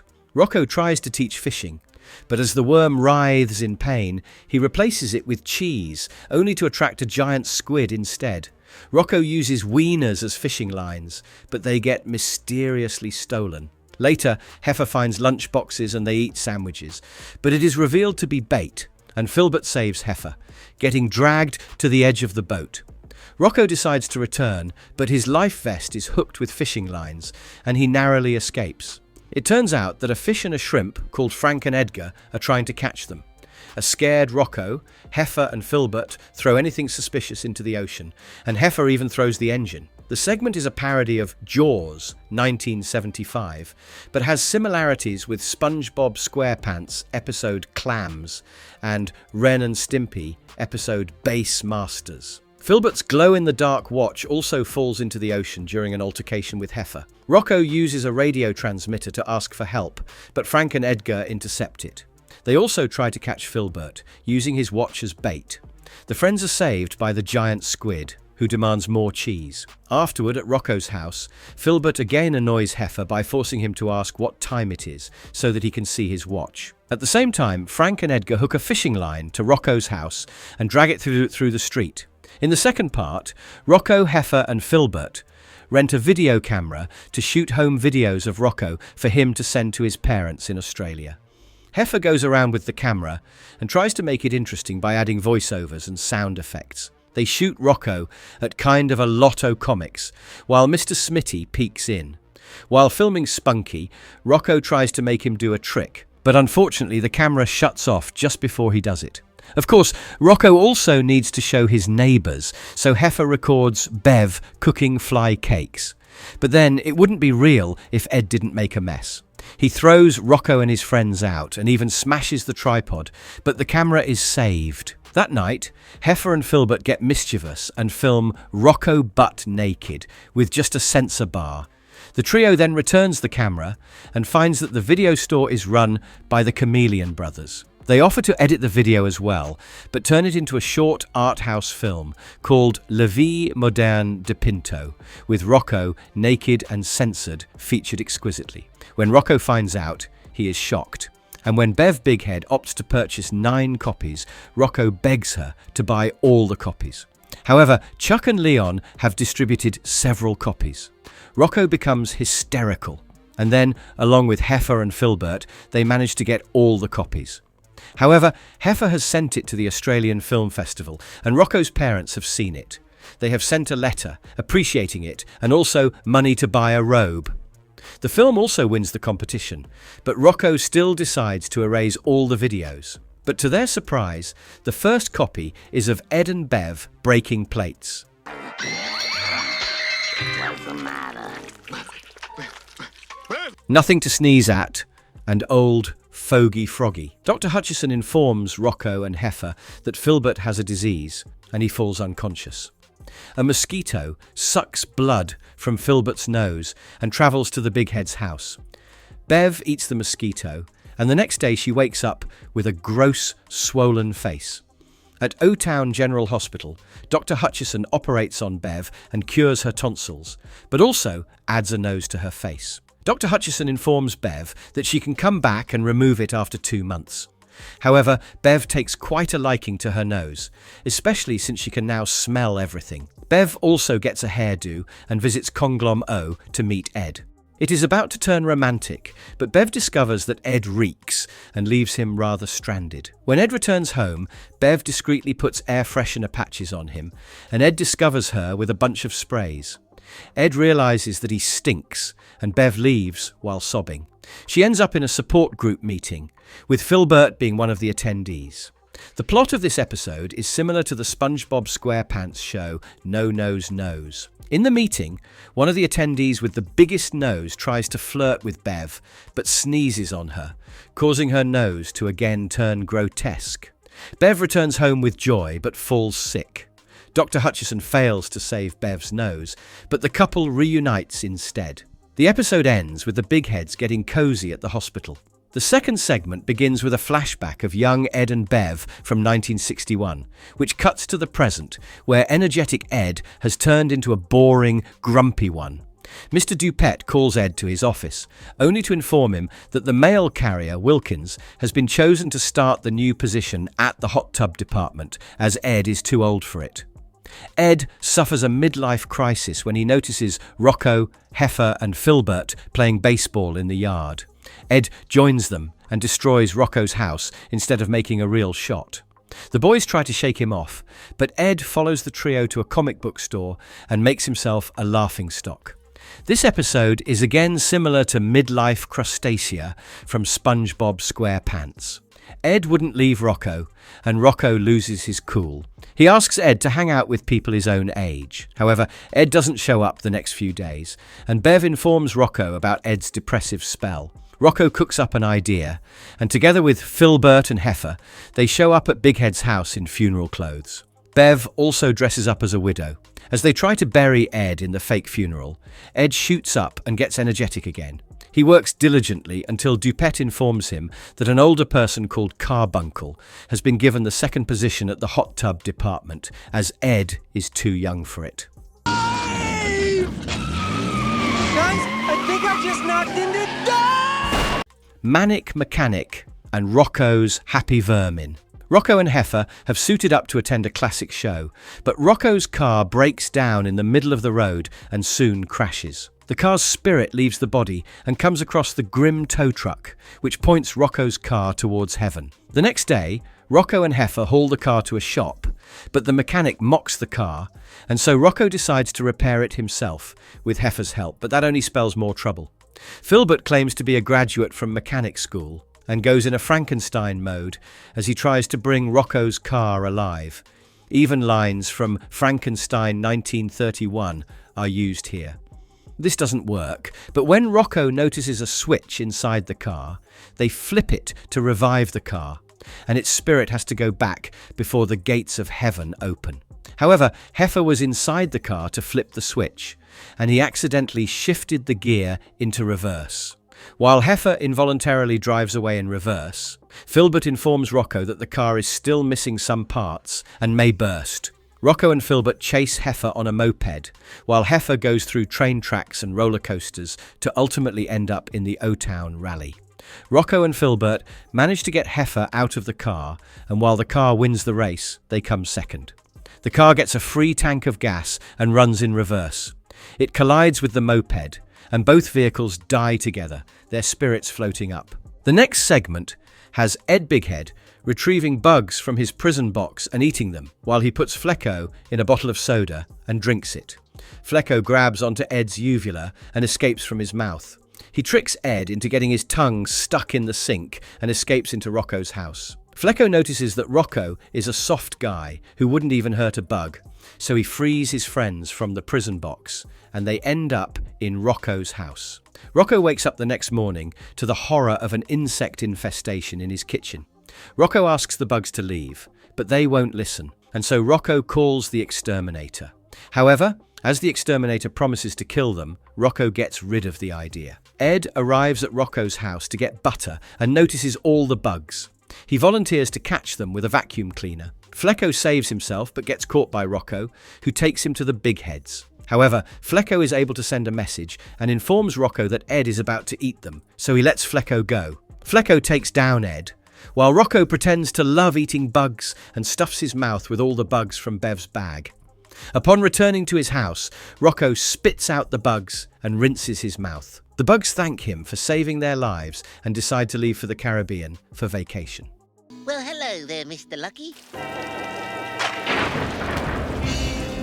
An elephant at Fortune Cookie Incorporated types out fortunes and puts them in fortune cookies. And one of them is about bad luck and misfortune following a person for eternity. The next day, Childbirth wins a chance to participate in the Mega Spin show, and he is called Mr. Lucky. Later, Rocko, Heifer and Childbirth visit the Yeno-Ching restaurant and open their fortune cookies. While good stuff is written for Rocko and Heifer, Childbirth receives the bad luck one, and it gets to his head. Soon, black cats start following Childbirth, and he runs into a house of mirrors. As the mirrors break, the owner curses Childbirth. Childbirth also walks past RRBM at the park, and the big man's future sees nipples go haywire. Childbirth goes to Rocko's house to share his problem, but the house falls apart. Rocko, Childbirth and Heifer again visit the Yeno-Ching restaurant, and all Childbirth gets is fortune cookies proclaiming bad luck. Nevertheless, Rocko and Heifer prepare Childbirth for the mega spin by covering him with all kinds of lucky charms. As Rocko and Heifer sit down to watch the show, Childbirth spins the wheel, but the bolt comes off and the wheel tramples the whole world until it lands on a win. Childbirth rejoices, but the world is destroyed. For the next part, Rocko and Heifer check the mailbox and note that everyone has received an invitation to Rocko's house party. However, a satellite crashes into Rocko's kitchen and a fox emerges from it to inform it's a weather balloon. This is about the 1947 Roswell UFO incident, which led to conspiracy theories. Nevertheless, Rocko decides to ask the landlord to fix it.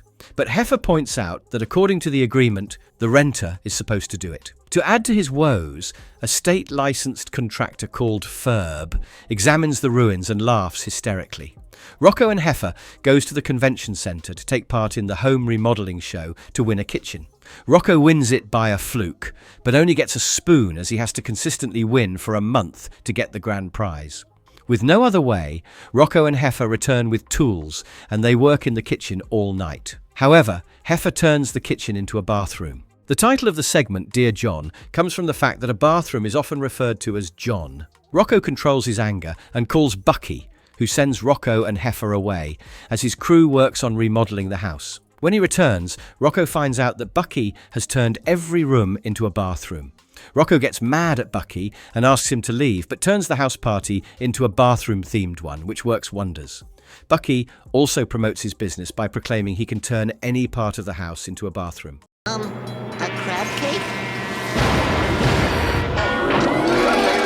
Speaking terms and tooth and nail, Heifer and Rocko are on a show called Nosy, and it's about friends who hate each other. Nosy, the host, introduces Heifer and Rocko, who are not on speaking terms for 3 days. Nosy asks Rocko to share his story, and in his version, Heifer is a giant oaf who speaks incoherently, stomps and breaks Rocko's home, and eats Rocko's fridge. Seeing that Heifer has forgotten his birthday, Rocko reminds him, but Heifer makes a skull by picking out his belly button. When Rocko asks what it is, Heifer gets angry and throws tantrums. When it's Heifer's time for the story, he wastes time greeting his mother and arguing with Rocko. On a fun note, Nosy is voiced by Gilly Talley, the wife of Tom Kenny, who voices Heifer. According to Heifer, Rocko was in a grumpy mood on his birthday. Heifer lies about not forgetting the birthday, but claims not buying a cheap gift. So he goes to the bathroom and creates the skull out of toothpaste and toilet paper. However, Rocko went mad and asked Heifer to leave. As the two continue their argument on the show, Nosy interviews the audience, and Virginia Woolf even asks the boys to make up as they are best friends. The feud finally ends as Rocko and Heifer apologize to each other, but the audience gets disinterested and starts to leave. Childbirth then mentions the aliens in Nosy's basement, which brings them back. Later, When Rocko and Heifer eat lunch, Filbert flies on a UFO to Hawaii as aliens prepare to eat him. Rocko and Heifer's argument continues when Rocko points out Heifer has an eating problem, but Heifer denies it. Rocko's friends also discover that Rocko has a nail-biting problem. Rocko denies it, but Heifer insists and even proves it when he asks Rocko to pick up a coin.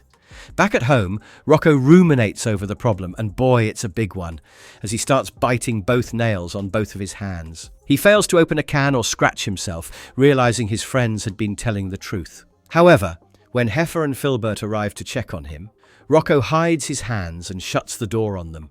Rocko comes across the Chameleon Brothers clinic. It appears the twins have their tails in every lucrative business and could even make Conglom O run for their money. Unfortunately, Rocko is run out of the clinic as it's too busy, but gets a tool bag instead, and it reveals 12 creatures with 12 steps to stop nail biting. However, 6 are enough, and so the rest leave, while the remaining 6 make Rocko go through ridiculous steps. It's only the 6th step, representing the Grim Reaper, that shows Rocko a morbid future. It shows Rocko biting nails from dead feet, while his friends search for him but later abandon him. In reality, Heifer and Filbert have come to help Rocko, who is chewing on Heifer's feet.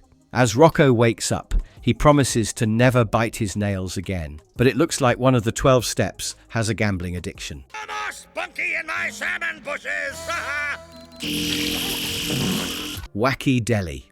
This episode is about Ralph Bighead, who has finished the 893 episodes of The Fatheads and wants to retire from the cartoon world to create his real masterpiece. However, the executives remind him of the contract that he has to give them, a pilot of a new animated series. At the Bigheads, Rocko, Heifer and Filbert wait for Ralph's return, much to the chagrin of Ed. However, when Ralph reveals he doesn't want to make cartoons anymore, Heifer comments that it's simple and gives an example, which Filbert thinks will get Ralph kicked out.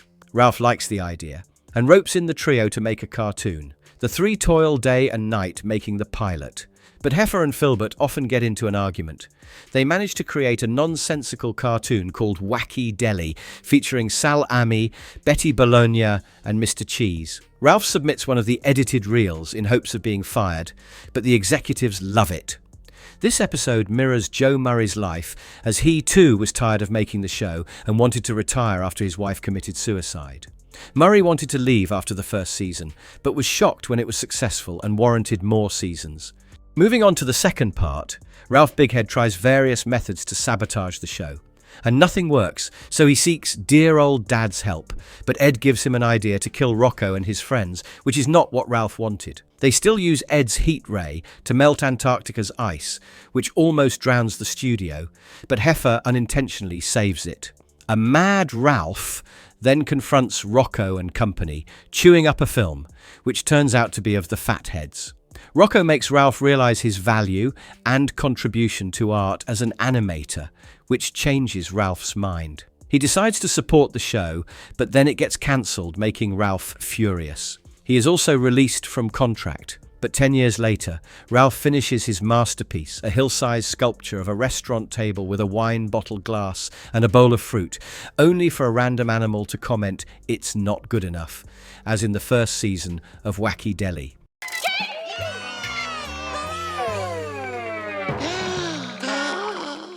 The big question and the big answer, the wedding. It's time Filbert pops the big question to Dr. Hutchison, but calling him nervous is an understatement.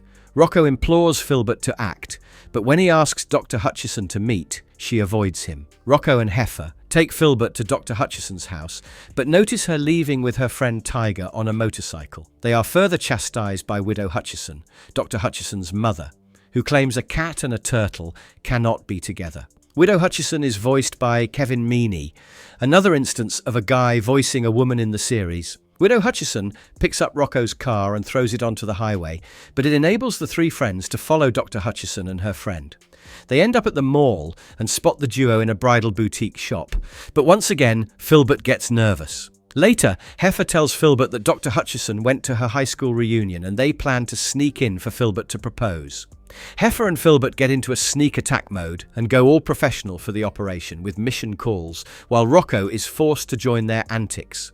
Heifer switches on a cake detonator so that the cake will explode, but as you might expect, it backfires when Tiger, the prom king, calls Dr. Hutchison, the prom queen, to slice the cake. Filbert tries to stop her, but it's too late, and the hall is covered with frosting. To his surprise, Dr. Hutchison proposes to Filbert for marriage, and Tiger joins the celebration while Filbert gives her a bejeweled hook. Widow Hutchison also chases Heifer, assuming him to be her ex-husband. The second segment moves on to the wedding, and Paula is worried about the whole cat-turtle wedding thing. Her mum is not helping either and continues to speak ill of the shell boy. Meanwhile, Filbert's friends decide to throw him a bachelor party and take him to an ice cream parlour modelled after Airbus A330. Heifer gets drunk on ice cream and gets onto the cockpit and flies the plane, with Rocko and Filbert jumping in to save it from crashing. On the other hand, Paula sulks on the rooftop, while the haywire plane flies above.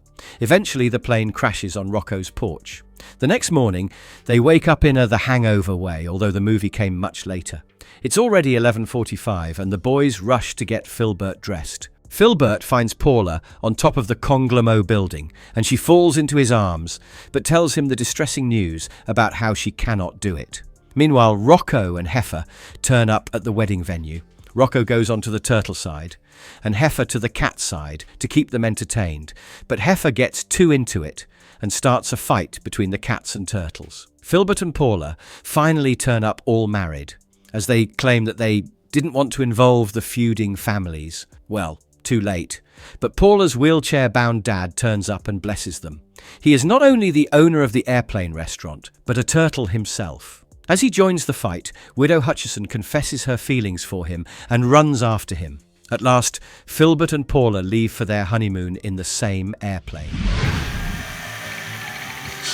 An elk for Heifer and scrubbing down under. On a full moon night at a park, the wolves meet their howling instructor, who finds out that George and Heifer's son, Heifer, is a cow. He comments that Heifer's passage to adulthood is long due, and he must bring an elk for dinner. George and Virginia break the news to Heifer, who seeks Rocco's help, and Rocko suggests the Elk Club. However, the elk guard and the door stops Heifer, and so Heifer puts on some fake antlers to enter the club. His eyes fall on a female elk called Elkie, and he is in love. Heifer breaks into a song, impresses Elkie, and dates her. He invites her for dinner at his parents' house.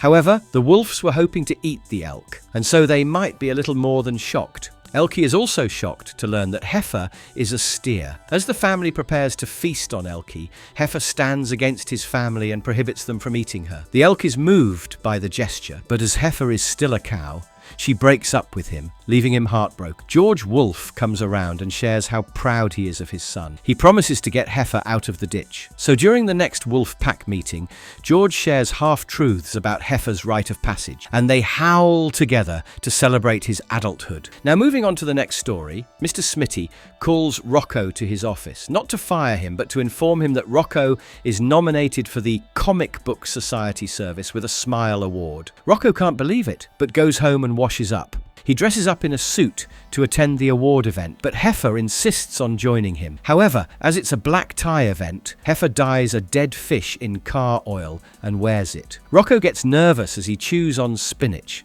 and Heifer asks him to tell a joke if he wins the award. Rocko wins and shakily says his joke, but everybody looks at the spinach stuck in his teeth and LOLs out. When Heifer shows Rocko his reflection, he almost passes out in embarrassment and hides his face. Back at home, Rocko tries different ways to take the spinach out, and then finally uses a jackhammer. Rocko ends up at the hospital with a full body cast, but the spinach from his teeth starts growing and bursts through the building, sucking him and spewing Rocko into another dimension. There, Rocko meets the Clean Gene, who shows Rocko a short film on hygiene. Clean Gene cleans Rocko's mouth with a running blade. When Rocko wakes up in his hospital bed, the spinach is gone, but the doctor reveals himself to be Clean Gene and shows Rocko that his brain needs cleaning, and a freaked out Rocko runs away.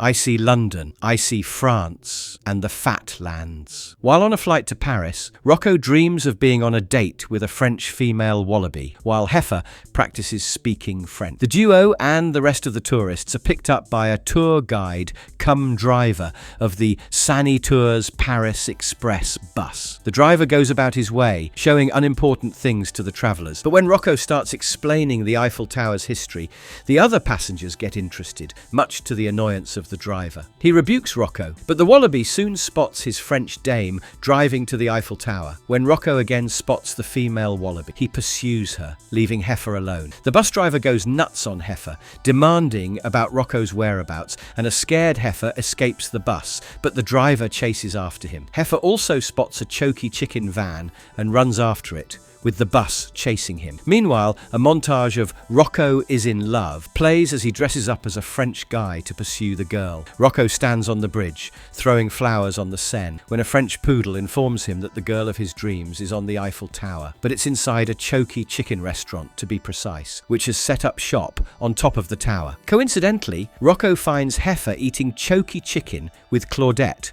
the girl of Rocko's dream. While returning, Heifer looks at pictures of Paris with choky chicken mounted on all structures and teases Rocko about Claudette, but the insane bus driver also follows the flight and collapses on the ground in despair. Coming to the second part, Spunky is overeating and has become fat, while Bloaty and Squirmy's drab life perks up as new lands are being discovered. The two decide to travel and end up in a western town called Tickle Flats. As a bug tries to suck blood, Spunky scratches it away. On the outside, Rocko notices Rocko's sudden weight gain and decides to take some measures. Rocko and Heifer take Spunky to a weight loss clinic and spa, where Dr. Hutchison, now a canine nutritionist, examines Spunky. Back inside Spunky's fur, Bloaty and Squirmy arrive at Scapstone, where they are offered jobs as sheriffs while the previous sheriffs run away. As Bloaty and Squirmy enter a bar, they are confronted by the Blood Brothers, a group of notorious bloodsuckers,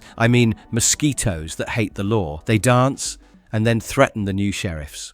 The Blood Brothers take Bloaty and Squirmy hostage and attempt to spray them, but Squirmy notices they are in Tickle Flats and asks the mosquitoes to dance, which makes Spunky scratch away the Blood Brothers. Meanwhile, Dr. Hutchison makes Spunky go through various treatments and exercises, but nothing seems to work, and so she decides it's time for liposuction. This reduces the area as Bloaty and Squirmy notice that the Fatlands have disappeared. Having their fill of adventure, they return to their old, boring life. As for Spunky, Dr. Hutchison asks Rocko to keep him on a strict diet, while Heifer eats a bag full of Spunky's fat.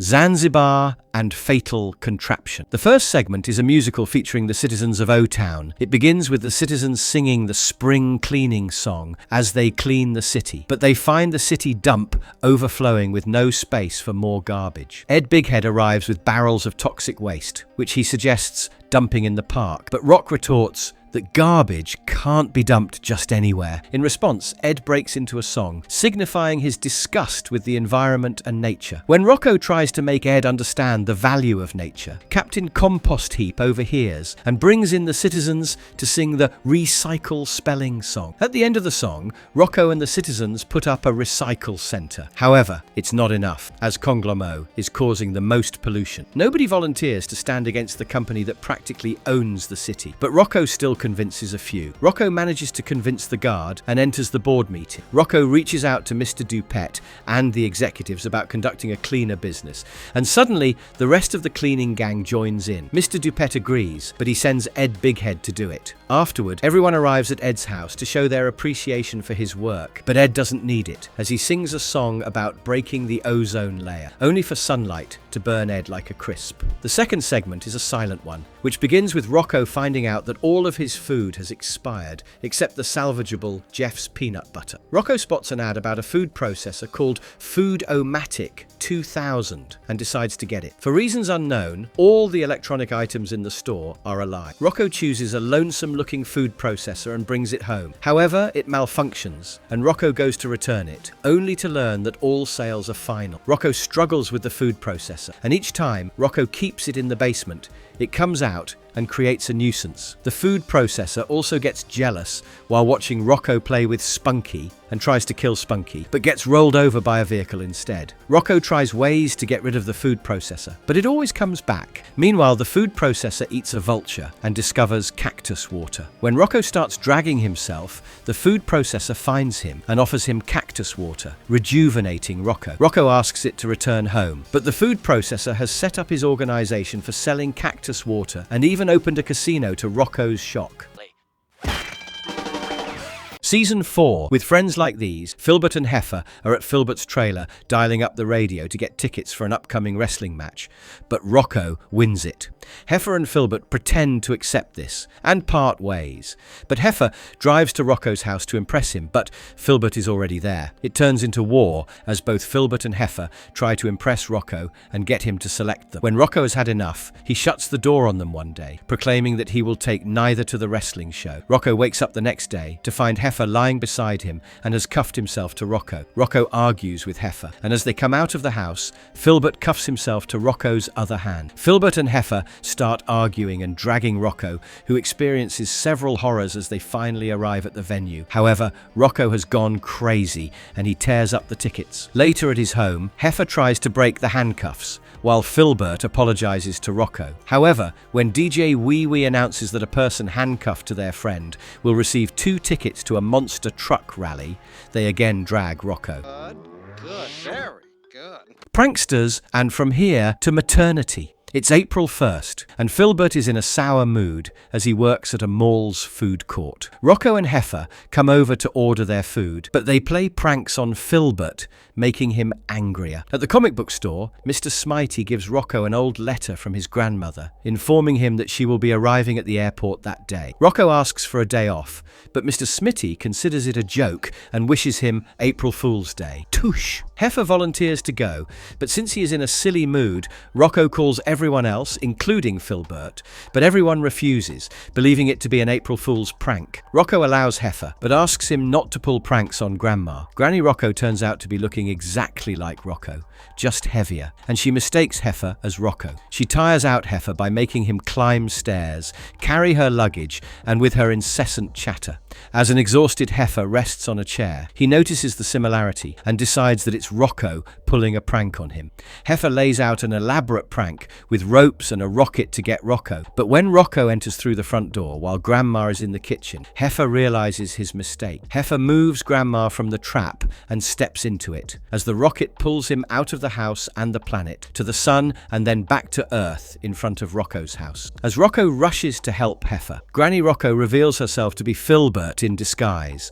He collapses after rejoicing, and Heifer claims he knew the whole time. In the second part, it's time Dr. Hutchison gives birth, and Rocko drives Filbert and Heifer to the hospital. However, as Filbert spots the stork egg delivery service, Filbert takes the wheel and tries to reach before the stork, but the stork takes off Filbert's glass and reaches there first. When Filbert and gang finally arrive, Paula gives Filbert the egg and asks him to nurture it. However, Filbert finds out that he doesn't have the right butt to nurture the egg, and Heifer is perfect for the job. Now, you might assume that this will go well, but Heifer and Filbert go back into argument mode as Heifer thinks it will be a girl, while Filbert believes he will have a son. They go baby stuff shopping at the mall, and Rocko finally distracts them with Bobo the friendly bison, who steals Rocko's wallet. Bobo is a spoof on Barney. When Filbert and Heifer again argue, Rocko takes them to a Lamaze class, but the instructor is a rabbit and steals the eggs. Rocko pretends to be a rabbit and finds out that the instructor and his group are Easter bunnies, stealing and shipping the eggs. Rocko retrieves their egg, but he is mistaken for an Easter bunny and is put in jail along with his friends. Heifer and Filbert start blaming each other, but make up when the egg starts hatching. Paula also arrives and opens the cell with her hook. As 3 heads of 2 turtle boys and a cat girl pop out, Filbert almost faints, but there is one more kid, a little heifer-like baby who starts following Rocko. Yikes. Before it spoils. Well, Spunky, maybe we should find our own way out of here. Ed Good, Rocko Bad, and Teed Off. The stray dogs are a menace to Otown, and when they destroy Big Head's salmon bush, he calls the dog catcher. However, Spunky gets caught instead, and when Rocko finds Spunky's collar, he goes to the pound. Rocko is mistaken as a stray dog and sent into the same cell as Spunky. Rocko notices the inhuman conditions the dogs are kept in and believes Heifer will bail them out, but that's expecting too much. Spunky and Rocko find an escape route and end up back in their home, with Heifer watching TV. Rocko prepares to write a letter against the dog catcher and the pound, but finds out he has just retired, so he decides to run for the post instead. The episode satirizes the concept of prison reform and was ranked number 35 in top 100 greatest moments in Nicktoon history. Rocko approaches the big heads for their vote, but Ed decides to run against Rocko as he believes Rocko will let all the dogs roam around freely, creating a mess. Ed takes the help of the Chameleon brothers and runs a smear campaign of Ed good, Rocko bad, which tarnishes Rocko's reputation. Although his friends campaign for him, Rocko gets only 2 votes from himself and Childbirth. But it's all good as a human doggy treatment bill is passed, offering the stray dogs rehabilitation, training and an amusement park, with Ed now turned into a dog poop scooper. Ed Bighead continues to face trouble in the second segment, when Conglomo Vice President Mr. No Way offers him a promotion if he plays golf with Mr. Dupet and lets him win. Ed agrees, and on the weekend, Ed, Mr. No Way, Mr. Dupet and the rest of the employees arrive at the Conglomo Country Club golf courses, where Heifer is working as a groundskeeper. However, he is not doing a very good job. Mr. No Way has worked out a plan with the head groundskeeper, who is dressed up like Darth Vader, but somehow still manages to look like Childbirth. The boss controls the golf course secretly from his bridge as Mr. Bighead takes his shot. The boss and his staff ensure none of Ed's shots score as the ball gets shot by pianos. But Heifer soon notices what's happening and decides to help Ed and ensures the golf ball falls in the holes. A clueless Bighead has nothing to respond as things are out of his hands.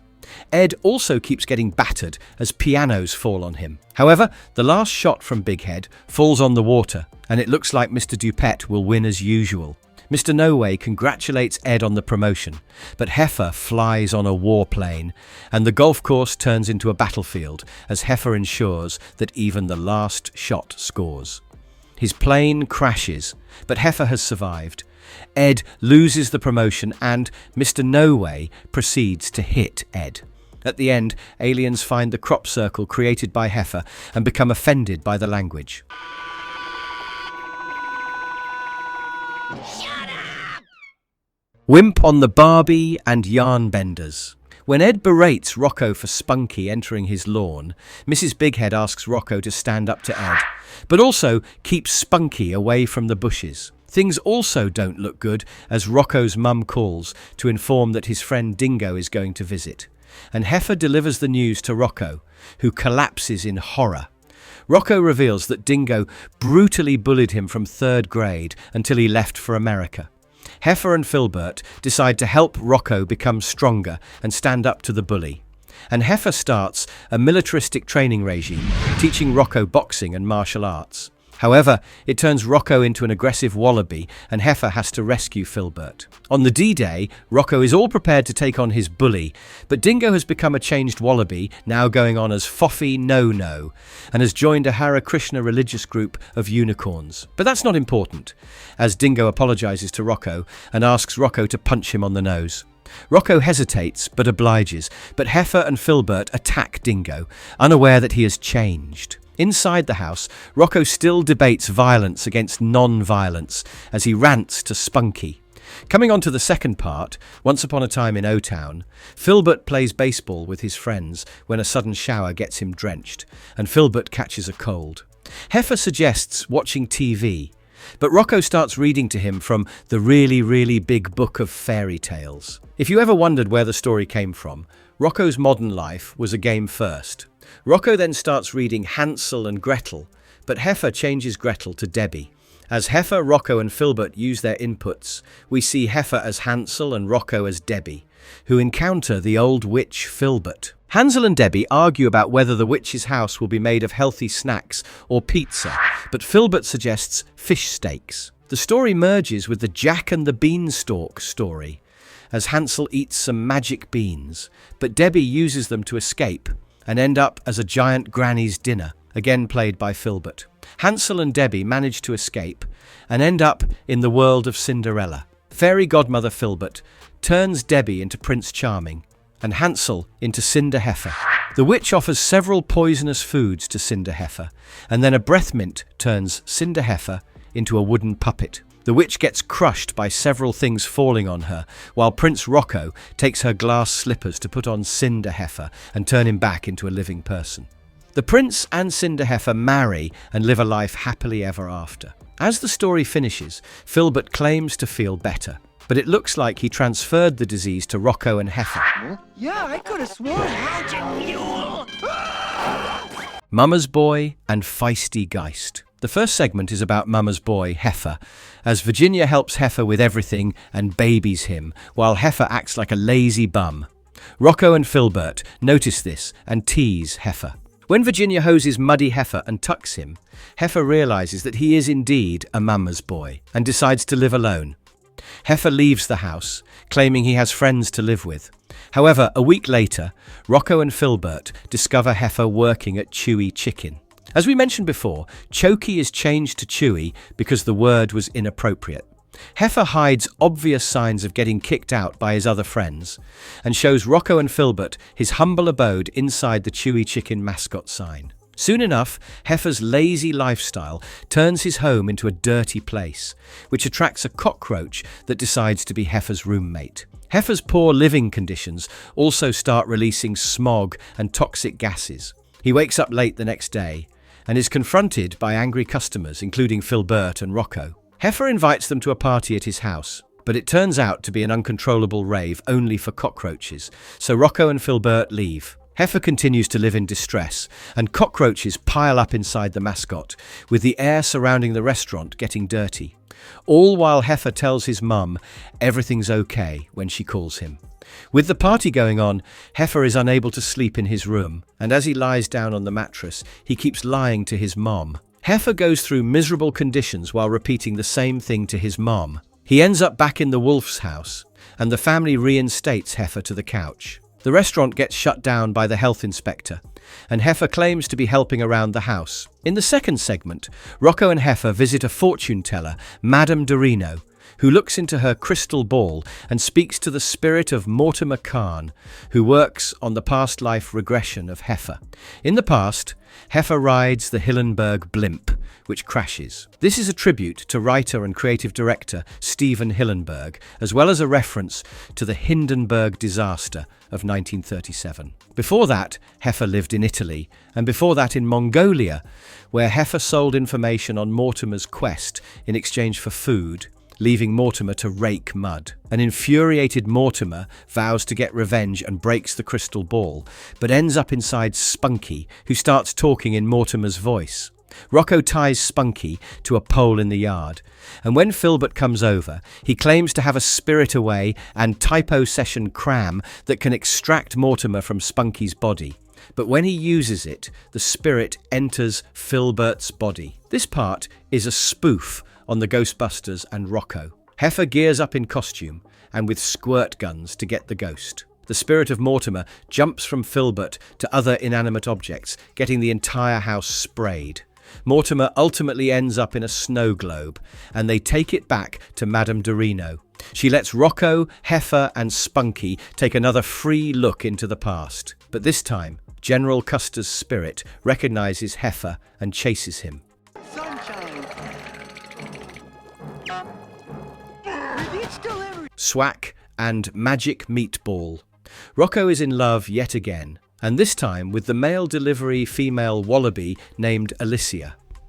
Every day, Rocko tries to pick up the courage to give her a love letter, but cowers away. One day, he dresses up and gives the letter as soon as the mail van arrives. However, it's Heifer inside who is filling in for a sick Alicia. Heifer takes the letter and warns Rocko about Wallace, the violent staff member from Pizza Face Pizza. Rocko gets worried and asks Heifer to return the letter. But it's Heifer we are talking about, and he is always taking his role seriously, so he refuses to return the letter. Rocko sneaks into the bag of letters to find his love letter, while Heifer takes the van to Otown post office. At the post office, Rocko goes through a rough ordeal as he is scanned, turned into a package, and return to his home, while Heifer delivers the letter to Alicia's house. Wallace opens the door and tries to read the letter, but he cannot, so Heifer reads it while Wallace violently reacts. At last, Wallace calms down, probably assuming Rocko and Heifer are in love. After Heifer drops an angry Rocko at home, the Wallaby receives another letter from Swack, meaning sealed with a kiss. It's from Alicia, who explains Wallace is her brother, but asks for Heifer's number instead. This might seem most heartbreaking for Rocko, but as a foolish Hef leaves in joy, Alicia appears and calls it a postal prank. In the next segment, Ed Bighead is promoted to an executive in Conglom O, but his colleagues laugh at the prospect, and someone even throws a magic meatball at Ed. The magic meatball is a parody of the magic 8-ball. Ed remains confident and gloats about his success as Mr. No Way ushers Ed to his new big office. Looks like Mr. No Way has let go of the golf incident, but gets his name wrong. It's also a dicey situation, as like his predecessor, Ed can be directly thrown down the building if he fails to keep up. Ed assumes it to be an easy desk job, but soon he is drowning in stacks of paper as he struggles to fill out the first form asking a financial question. After spending an entire day on Form 1, Ed randomly uses the magic meatball to get an answer, and then continues to use it to fill the rest of the forms. When Ed finishes in time, Mr. No Way is shocked, and Ed quickly rises up the ranks and the building's stories with the help of his magic meatball. Ed outranks everyone except Mr. Dupet. However, when he accidentally drops the magic meatball, Ed is blown out of his wits. Ed tries to repair, but the meatball coughs up, indicating it's alive. Ed starts feeding the meatball, turns into its slave, and as per the meatball's demand, Ed marries it. But the meatball throws tantrums, deciding to part ways. Meanwhile, Mr. No Way brings Mr. Dupet to meet Ed and finds him talking to a broken magic meatball. Mr. No Way immediately throws Ed into the abyss. Later, Ed turns up at a support group session, admitting his meatballs problem. Well, hello! Closet Clown and Seat to Stardom. Two clowns drive through Otown when their van breaks down in front of the Big Head house and they start repairing it. The sound disturbs Ed, and he chastises the mute clowns into leaving for Norway with only a red clown nose left behind. Ed picks it up and mocks the clown, but is unable to throw it away and hides it. Later, at a Conglomo meeting, Mr. Dupet plays the name game with the employees while the clown nose beckons Ed. After the meeting is dismissed, Ed goes to the bathroom and tries on the nose, and Mr. Dupet finds out. He calls Ed to his office, but instead of firing Ed, Mr. Dupet turns up in a clown costume and encourages Ed to go public. Fans of the show often speculated that the segment was an allegory to coming out as gay, and years later, Joe Murray agreed to it. Mr. Dupet books Ed for a children's birthday party, and in no time, Ed is going around as Ed the Clown, spreading cheer but secretly. He attends the birthday of Phil Burt and Paula's children, where a sad Bev is in attendance. Ed's identity is exposed when Paula's daughter pulls off Ed's clown nose. Ed comes out ashamed, but Bev embraces him, and everyone starts sharing their secrets. However, when Rocko claims to love rainbows, everyone is disgusted and chases him with rakes. In the second segment, Really Big Man is about to make an impression of his hands on wet cement along the sidewalk when a really excited Rocko lands on his butt on the wet cement while trying to get an autograph from RRBM. The fiasco becomes a public spectacle, much to Rocko's embarrassment, but his friends enjoy it. However, Rocko's bottom also impresses a brand that looks for the specimen who created the impression and holds an audition of sorts for their next underwear model. Heifer and Rocko also try out without knowing what it is for. Rocko is selected and becomes the underwear model known as Wedgie Boy. Speaking of Rocko's perfect bottom, Murray ensured the characters are fairly easy to draw, as he needed to teach more than 200 people to draw them. A drawing tip involved Heifer's body to be like a hamburger and face like a hot dog. Going back to Rocko, he becomes famous as the Wedgie Boy. And when Heifer publicly outs Rocko's identity, he is followed by crazy female fans. The fame becomes overwhelming for simple Rocko, who starts to show annoyance, while Rocko is busy all the time, driving a wedge between Heifer and Rocko. Heifer decides to confront Rocko and meets him at the Underwear Expo fashion show. He finds out how the studio is pushing Rocko to forget his personal life. Heifer decides to help his buddy and straps on the G-string before walking on the ramp. It works, and soon Heifer is turned into the new underwear model. And how come all you turtles eat a chewy chicken? Huh? The high five of doom and fly burgers. Heifer spots Filbert at Chewy Chicken, writing something in his diary, but Filbert won't let Heifer see, which increases his curiosity. Filbert drops the diary while leaving hurriedly, and Heifer decides to read it. However, Rocko spots Heifer and prohibits him from reading Filbert's diary. Rocko takes away the diary and promises to return it to Filbert. But when he gets home, curiosity almost takes over Rocko. He is interrupted by Heifer's sudden arrival, who begs to read just one page. Coming to an understanding, Heifer and Rocko read just one page, where Filbert has confessed to being an alien with an evil plan. This intrigues them further, and they continue to read. They learn that Filbert and several similar-looking aliens were sent on Earth by their king, and Chewy Chicken serves as their meeting place. Their evil plan is administering the Quarnosian high five of death, which will vaporize the Earthling. Heifer and Rocko arrive at Chewy Chicken to confront the turtle, and although Filbert has convincing answers, they are not convinced. Because, hey, who squirts mustard on their armpits? Heifer and Rocko rush back to Rocko's house to read the rest of the journal, and Filbert follows. Rocko and Heifer barricade the door, but Filbert still enters, and they ask Filbert if he is an alien. Filbert scoffs as he claims it's just a book he is writing and high-fives his friends, vaporizing them. However, it's just the ending of the journal which convinces Rocko and Heifer that it's just a story, but when Filbert really comes over, they won't let him in. The next segment begins with Rocko receiving a large parcel of Australian beef sent by his mother from Australia. Rocko hides it in his secret refrigerator, which is inside a secret basement that can be reached through his main refrigerator. Unfortunately, Heifer spies on him. When Rocko cooks the meat, Flecko gets its smell and tries to lick it. Rocko asks Flecko to leave and even gently puts him down on the grass, but Flecko promises to sue Rocko. The next morning, Rocko gets a court summons and appears before the court. Flecko appears in a wheelchair, claiming that Rocko swatted him. The jury doesn't listen to Rocko's side and gives their verdict of guilty, and Judge Sockner uses his magic to turn Rocko into a fly for 30 days.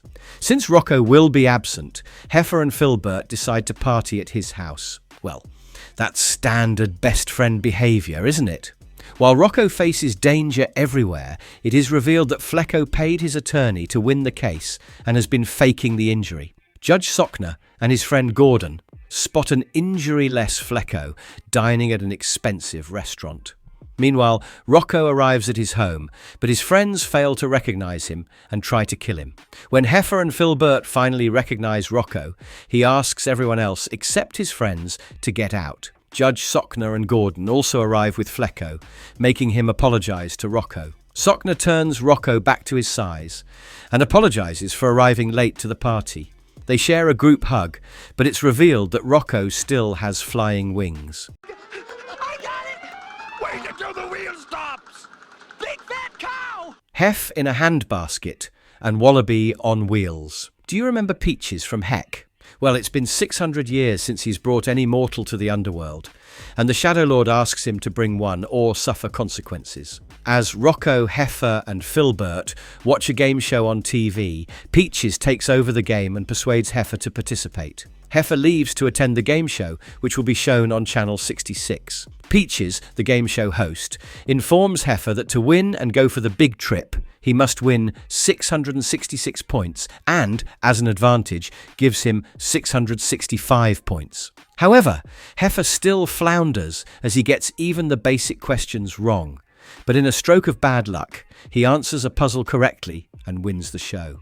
Peaches sends Heifer to Heck, but Grandam Wolf is already there, and she doesn't want him there, so Peaches has to send Heifer back to his friends. As Heifer and his friends sit down to see another show, it appears to be a punishment for Peaches, as the show is called Peaches' Modern Life. Before we move on to the second segment, let us tell you that Hef in a Handbasket was not aired on Nicktoons due to the references to hell. As a result, the next segment, Wallaby on Wheels, was paired with Bedfellows from Season 1, which was paired with another problematic episode, Leapfrogs. Now, this story begins with Rocko reading an RRBM comic about the superhero trying to impress his crush. Rocko claims never to do such stuff, but immediately falls in love with a customer called Sheila.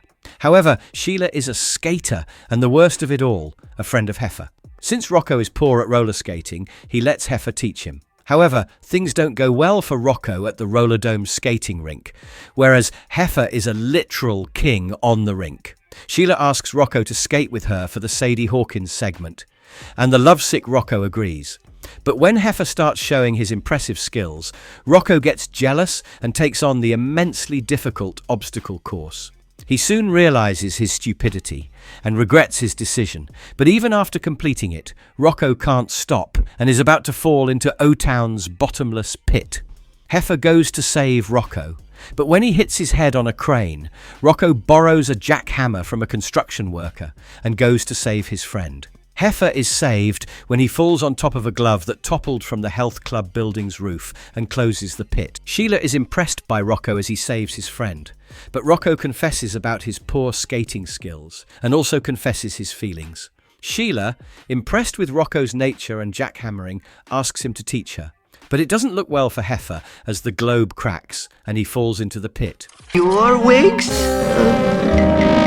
Dumbbells and Rugbirds. Heifer and Filbert play a game of Ding Dong Ditch in Rocko's neighborhood and also rope him in. They take him to Otown Deluxe Apartments. But Rocko doesn't know the game, and so when he rings on Gladys Hippo's doorbell, he doesn't run away. When Rocko explains the game, she gets interested. She pulls the same prank on Rocko, but doesn't run away, and Rocko teaches her the intricacies of the game. Gladys finds the game extremely enjoyable and pulls in Rocko as she plays the game across town like a maniac. The event soon becomes news, and the police intend to catch the criminal. When Rocko returns home, he finds Filbert and Heifer in disguise, as they think the cops are after them. The duo leaves the country, but Rocko and Gladys are taken into custody by the SWAT team. The news of their arrest reaches Heifer and Filbert, so they appear in court during Rocko and Gladys' trial and confess to their crime. Rocko returns home, exonerated, and Gladys promises to meet him soon. Rocko also gets a prank call, and it turns out to be from the judge, as Heifer and Filbert teach him how to do it best. In the second part, after watching Filbert decides to snatch the wig of the American bald eagle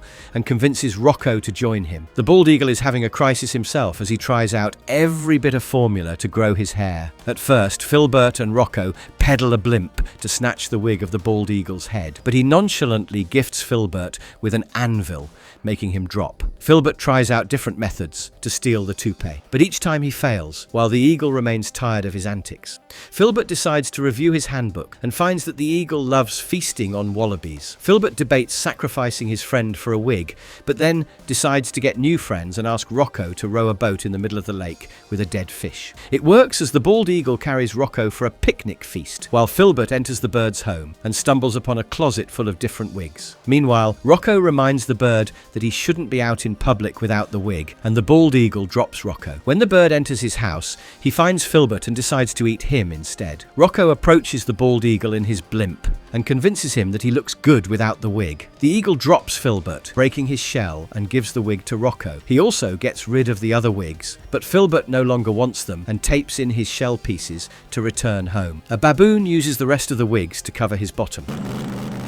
Okay, let's play. Hypno Puppy Love and Driving Mrs. Wool. Heifer comes across a Hypnotism tool kit ad and orders one, which he tries on Rocko, while Filbert watches. Heifer and Filbert play around with Rocko, making him act like a rooster, a statue, and then a dog. However, before they can return Rocko to normal, Rocko the dog runs away, while Heifer finds that to undo the hypnotism, he needs to buy the lesson number 2 book. Meanwhile, Rocko chases the street sweeper and gets his fur ruffled to look like a dog. He starts eating from the big head salmon bush, and Bev notices him. Bev doesn't recognize Rocko, so she cleans him up and shaves him. She also names him Fluffy and becomes obsessed. On the other hand, Heifer and Filbert look for Rocko everywhere and post an ad. They retire to a pub and wallow when they notice Rocko in Bev's car. At night, they sneak into the big head house and steal Rocko. After they return Rocko to normal, he becomes embarrassed by his shaved body. As Bev starts crying and flooding the house, Ed gets her a fish named Fluffy instead. They go over to Rocko's house to show them the fish. However, Hef has got a pair of X-ray glasses with the second book, and so everyone runs away. The second story begins with Rocko stuck in a car rally, with Virginia Woolf driving the car. To explain the situation, Rocko takes us back a few days when George bought a new car, but he wouldn't let anyone touch it or drive it. George Eve secures the key in a newly built security system. The next day, Rocko arrives at the Wolf's house, and Virginia tells him that George has taken the kids to the races. Virginia asks Rocko to take her to the store as she cannot drive, and Rocko volunteers to teach her. However, Virginia turns out to be a dreadful driver and even gets crushed by a train. By the time they return to the Wolfs, the car falls apart and burns. Virginia decides to take their car instead and pulls the plug on the security system. However, as they ride on the highway, Virginia accidentally ends up in a car race. George goes into shock and is about to be taken to the hospital, but Virginia's rash driving helps her win the race, and George rejoices. However, George still wouldn't let anyone put a scratch on the car and locked it in the garage, only for the shelves to fall on it.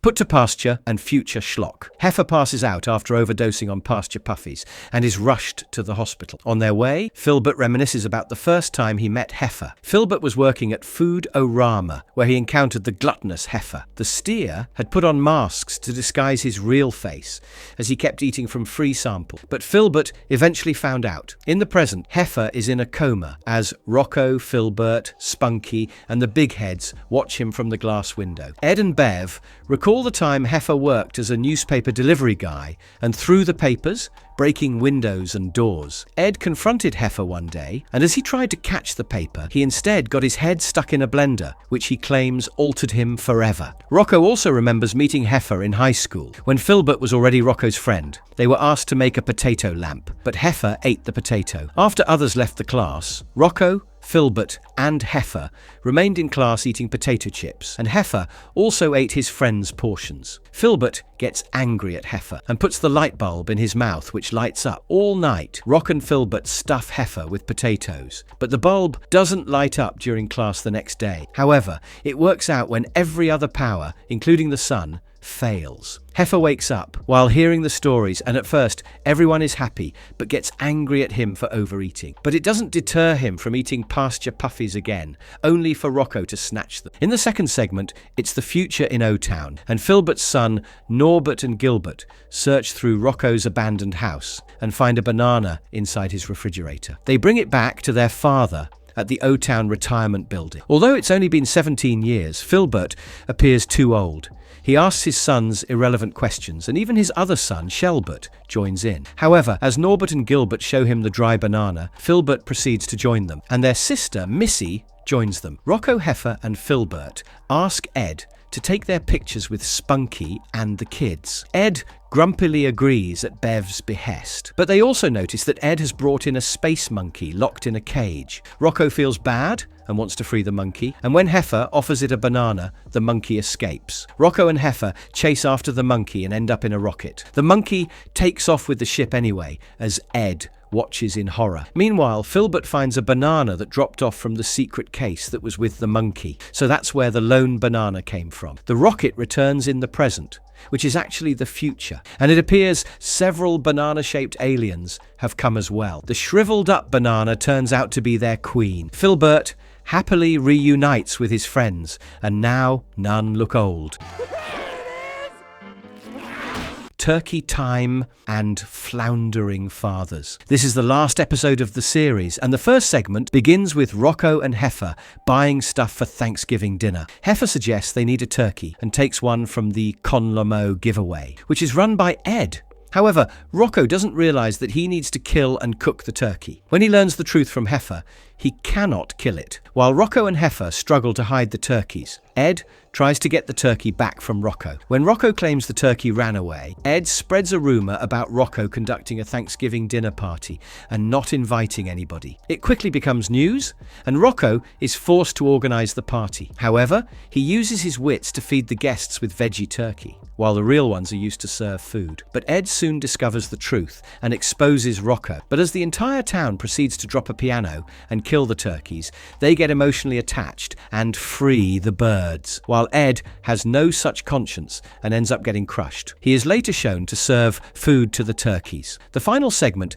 is about celebrating Otown Founders Day, and last year Ed Bighead was the Grand Marshal. Ed nominates himself again, and when Rocko rushes in to submit his form for a float, Ed rejects him for being a foreigner. Ed shows Rocko, Heifer and Filbert the Otown rock, which was purchased by Ed's ancestor John Quincy Bighead for breath mints. Filbert denies the insight, as he claims that his ancestors were the first to lay eggs in the underground, which were then covered by the rock. He argues that a genetic issue of poor eyesight causes them to lose their place. Hef also tells them a ludicrous story of his ancestor Abraham Heifer, who finished the war as well as Lewis and Clark. Nobody seems to believe Heifer's story, but when he tries to push the rock, Filbert and Ed try to stop him. The rock topples, and a signboard proves Hef was right. Broken turtle shells also prove that Filbert is right.